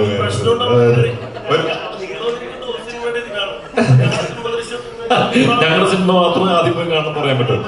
പ്രേക്ഷകർക്ക് ഓരോ ഇതുണ്ടാവില്ല, പ്രേക്ഷകർക്ക് ഓരോ ചോയ്സ് ഉണ്ടാവും. അല്ല, ഞാൻ പറയുന്ന ഇപ്പൊ ഞാനാണെന്നുണ്ടെങ്കിലും എൻ്റെ ലൈഫിൽ ഞാൻ പാലിച്ചു പോകുന്ന കാര്യം, ഞാൻ ഒന്നിനും ഒരാളെയും ഫോഴ്സ് ചെയ്യാറുണ്ട്, മനസ്സിലായോ? അപ്പൊ അതുപോലെ തന്നെയാണ് ഇപ്പൊ നമ്മൾ ഇഷ്ടപ്പെട്ട് ചെയ്തൊരു സിനിമയാണ്. നമുക്ക് ഈ പറഞ്ഞ കാക്കി തൻകുഞ്ഞ് പൊൻകുഞ്ഞ് എന്ന് പറയുന്ന പോലെ അത് തന്നെയാണ്. പക്ഷെ നമുക്ക് ഒരിക്കലും അത് ഫോഴ്സ് ചെയ്യാൻ പറ്റില്ല നമ്മളെ ഓഡിയൻസിന്. അവർ കണ്ട് ഇഷ്ടപ്പെട്ട് കഴിഞ്ഞാൽ ഇഷ്ടപ്പെട്ടോട്ടെ, അത്രേ പറയാനുള്ളൂ. അവർക്ക് ആദ്യം കാണണം എന്ന് കഴിഞ്ഞാൽ അത് കണ്ടോട്ടെ. ദൃശ്യം കണ്ടു കഴിഞ്ഞിട്ട് കാണാനാണെങ്കിലും നമ്മൾ ഹാപ്പിയാണെന്നേ, കണ്ടാൽ മതി, മനസ്സിലായോ? ആദ്യം കാണണമെന്നും നിർബന്ധമൊന്നുമില്ല, പക്ഷെ കണ്ടാൽ മതി. പക്ഷെ തീർച്ചയായിട്ടും ഈ പറയുന്ന പോലെ ഓഡിയൻസിന് എന്താ പറയുക, എൻഗേജ് ചെയ്യിപ്പിക്കുന്ന സിനിമ തന്നെ ആയിരിക്കും. അല്ലെ, കോൺഫിഡൻസ് ഇല്ലാത്തതുകൊണ്ടൊന്നല്ല പറയുന്നത്. നമുക്ക് അങ്ങനെ ഒരു എന്താ പറയുക, നമ്മളെല്ലാവരും ഒരേ ഇൻഡസ്ട്രിയിൽ നിൽക്കുന്ന ആൾക്കാരല്ലേ. അപ്പൊ നമ്മൾ വെറുതെ അങ്ങോട്ടും ഇങ്ങോട്ടും ഒരു പ്രശ്നം ഉണ്ടാക്കാൻ ശ്രമിക്കട്ടെ, അല്ലേ? മോഹൻലാൽ ഫാൻസ്, എന്റെ ആദ്യത്തെ സിനിമയിൽ ഞാൻ മോഹൻലാൽ ഫാൻസ് അസോസിയേഷൻ പ്രസിഡന്റായിട്ട് ഞാൻ വന്നത്. അല്ല, ഞാൻ പറഞ്ഞു വെറുതെ മോഹൻലാൽ ഫാൻസിനെ കൊണ്ട് എന്നെ ചീത്ത പറയിപ്പിക്കാനുണ്ട്. അല്ല, അതെ, നമ്മൾ പറഞ്ഞല്ലോ, നമ്മള് വൃത്തിയായിട്ട് പറഞ്ഞല്ലോ. അതിന് നമ്മൾ വെറുതെ അതിന് എന്റെ സിനിമ ആദ്യം കാണണം പറയേണ്ട ആവശ്യമൊന്നുമില്ല. എന്ത് കുഴപ്പമുണ്ട് ബ്രോ? അത് കാണാൻ താല്പര്യമുള്ളത് കണ്ടോട്ടെ, കുഴപ്പമില്ലെന്നേ. നമ്മളിപ്പോ നിർബന്ധിച്ച് എന്റെ വേണം ആദ്യം കാണുന്നത്. നിങ്ങൾ എന്റെ വേണം ആദ്യം കാണാൻ പോകും.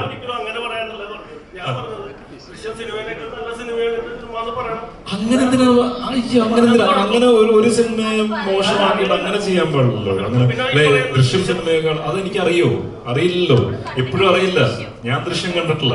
അതൊക്കെ പ്രേക്ഷകരാണ് അത് തീരുമാനിക്കേണ്ടത്. ദൃശ്യം സിനിമ കാണാതെ ഞാൻ ദൃശ്യ സിനിമകളെ കാണും നല്ല സിനിമ ഇതാണെന്നൊക്കെ പറയുന്നത്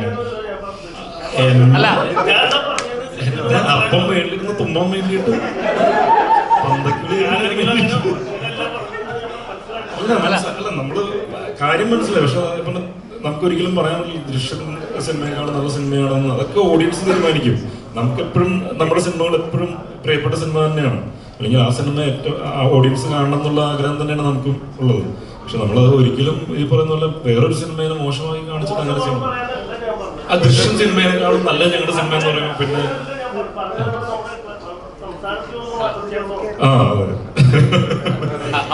അങ്ങനെയല്ല നമുക്ക് ഞാൻ പറഞ്ഞില്ലേ ഇപ്പൊ എന്താ പറയാ ആ സിനിമ തിയേറ്ററിൽ വന്നോണ്ട് ദൃശ്യം എന്ന് പറയുന്ന സിനിമ തിയേറ്ററിൽ ഇപ്പോൾ ഉള്ളതുകൊണ്ട് ഏറ്റവും കൂടുതൽ ഗുണം കിട്ടുന്നത് ഞങ്ങൾക്കാണ് നമ്മളെ ഇപ്പൊ ഒരു ഓവർഫ്ലോ ഉണ്ടായി കഴിഞ്ഞാൽ തീർച്ചയായിട്ടും നമ്മുടെ സിനിമയും കാണാൻ ഓഡിയൻസ് കയറും. ഇപ്പോൾ ഒരു സിനിമയും തിയേറ്ററിൽ ഇല്ലാതിരിക്കുന്ന സമയത്ത് നമ്മളൊരു സിനിമ ഇറങ്ങി കഴിഞ്ഞാൽ ചിലപ്പോൾ പറയാൻ പറ്റില്ല, ഓഡിയൻസ് വരാനുള്ള മടിയും കാര്യങ്ങളൊക്കെ ഉണ്ടാവും. ഇത് ഓൾറെഡി തിയേറ്ററിലേക്ക് സിനിമ ഇറങ്ങിയേക്കല്ലേ, അങ്ങനെ ഒരു സിനിമ, ഒരു വലിയ സിനിമ ഇറങ്ങിയേക്കാം, ഒരു ഫ്രാഞ്ചൈസി ദൃശ്യം എന്ന് പറയുന്ന ഒരു ഫ്രാഞ്ചൈസി മൂവി ഇറങ്ങിയേക്കാണ്. അപ്പൊ അതിൻ്റെ ഒപ്പം തന്നെ നമ്മുടെ സിനിമ നിൽക്കുമ്പോൾ അതും ഓഡിയൻസ് കാണുന്നതിന് പകരം സന്തോഷം നമുക്ക് എന്തുള്ളത്, ആ കാര്യങ്ങളിൽ സന്തോഷിക്കാന്നുള്ളത് ഞാൻ ആഗ്രഹിക്കുന്നുള്ളൂ.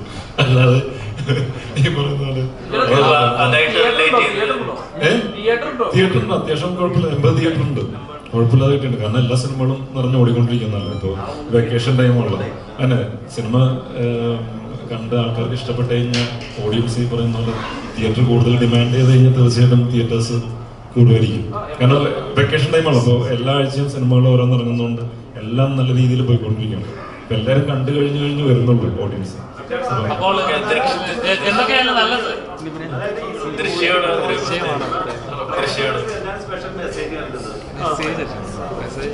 സ്പെഷ്യൽ മെസ്സേജ് അത് സ്പെഷ്യലായിട്ട് ഒരു മെസ്സേജ് ഉണ്ട്. പടത്തിന്റെ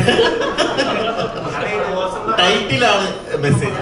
ഡോസ് ജീവിതത്തില് നമ്മള് അതാണ് ജീവിതത്തിൽ അളവെന്ന് പറയുന്നത് എത്രമാത്രം ഇമ്പോർട്ടന്റ് ആണെന്നുള്ളത് നാളെ ഈ സിനിമ പറയും. അപ്പോൾ എന്തൊക്കെയാണെങ്കിലും നല്ല സിനിമകൾ ഒരിക്കലും കൈവിട്ട് പോയിട്ടില്ല.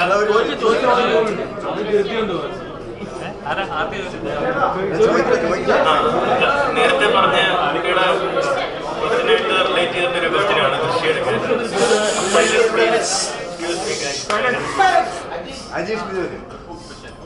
ദൃശ്യ.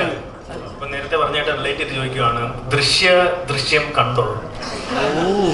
കാണാൻ പറ്റിയിട്ടില്ല, കാണണം. ഇന്നിപ്പോ എന്തായാലും രാത്രി സീറ്റ് ഉണ്ടോ? ദൃശ്യം ഏത് പടം ആദ്യം കാണാം? ദൃശ്യമാണോ ഡോസാണോ? ഡോസ് ആയിരിക്കും.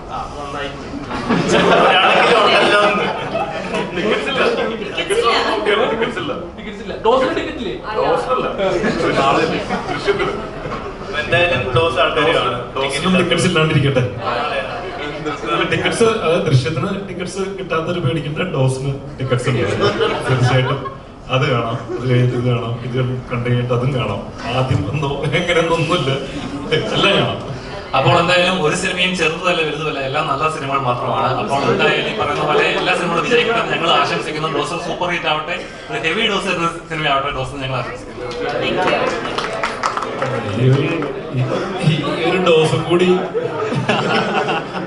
അല്ല, എനിക്ക് പറഞ്ഞില്ല, ഞാനും അങ്ങനെ സൂക്ഷിച്ച് സിനിമകൾ ചെയ്യുന്ന ആളാണ്. അപ്പോൾ ഒരിക്കലും ഇഷ്ടമല്ലാത്ത സിനിമകൾ ഞാൻ കോണ്ടന്റുകൾ ചെയ്യാറില്ല. അപ്പൊ അതുകൊണ്ട് തന്നെയാണ് വളരെ കുറച്ച് സിനിമകളാണ് ചെയ്യുന്നത്. അപ്പോൾ കഴിഞ്ഞ വർഷം ഒരു സിനിമയാണ് ഇറങ്ങിയത്, ഈ വർഷം കഴിയുമ്പോൾ ഒരു സിനിമയാണ് ഇറങ്ങിയത്. അപ്പൊ അങ്ങനെ നോക്കിയിട്ടേ ചെയ്യാറുള്ളൂ. അപ്പോൾ എന്താ നമുക്ക് ഇഷ്ടമുള്ള കോണ്ടന്റുകൾ ഓഡിയൻസിന് കൊടുക്കുക, അവർ എടുക്കാതിരിക്കുക, അത് കണ്ടുകഴിയുമ്പോൾ അവർ തീരുമാനിക്കും. അപ്പൊ നമുക്കൊരു തീരുമാനമാവും അടുത്ത സിനിമകളിലേക്ക് പോകുമ്പോൾ.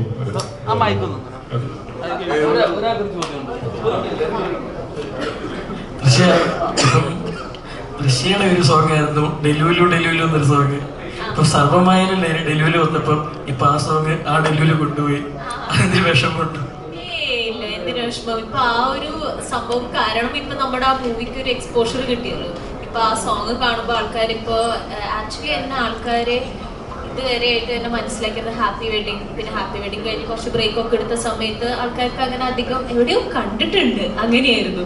പിന്നെ ഇപ്പൊ ആ സോങ് ഇപ്പൊ ഹിറ്റ് ആയപ്പോ ടിലുലു സോങ്ങുകളുടെ ചേച്ചിയല്ലേ എന്റെ അടുത്ത് ചോദിക്കുന്നുണ്ട്. അപ്പൊ അതിന് എനിക്കൊരു വിഷമമില്ല, അതൊരു നല്ല കാര്യമല്ലേ, പോസിറ്റീവ് അല്ലേ ഉണ്ടായത്.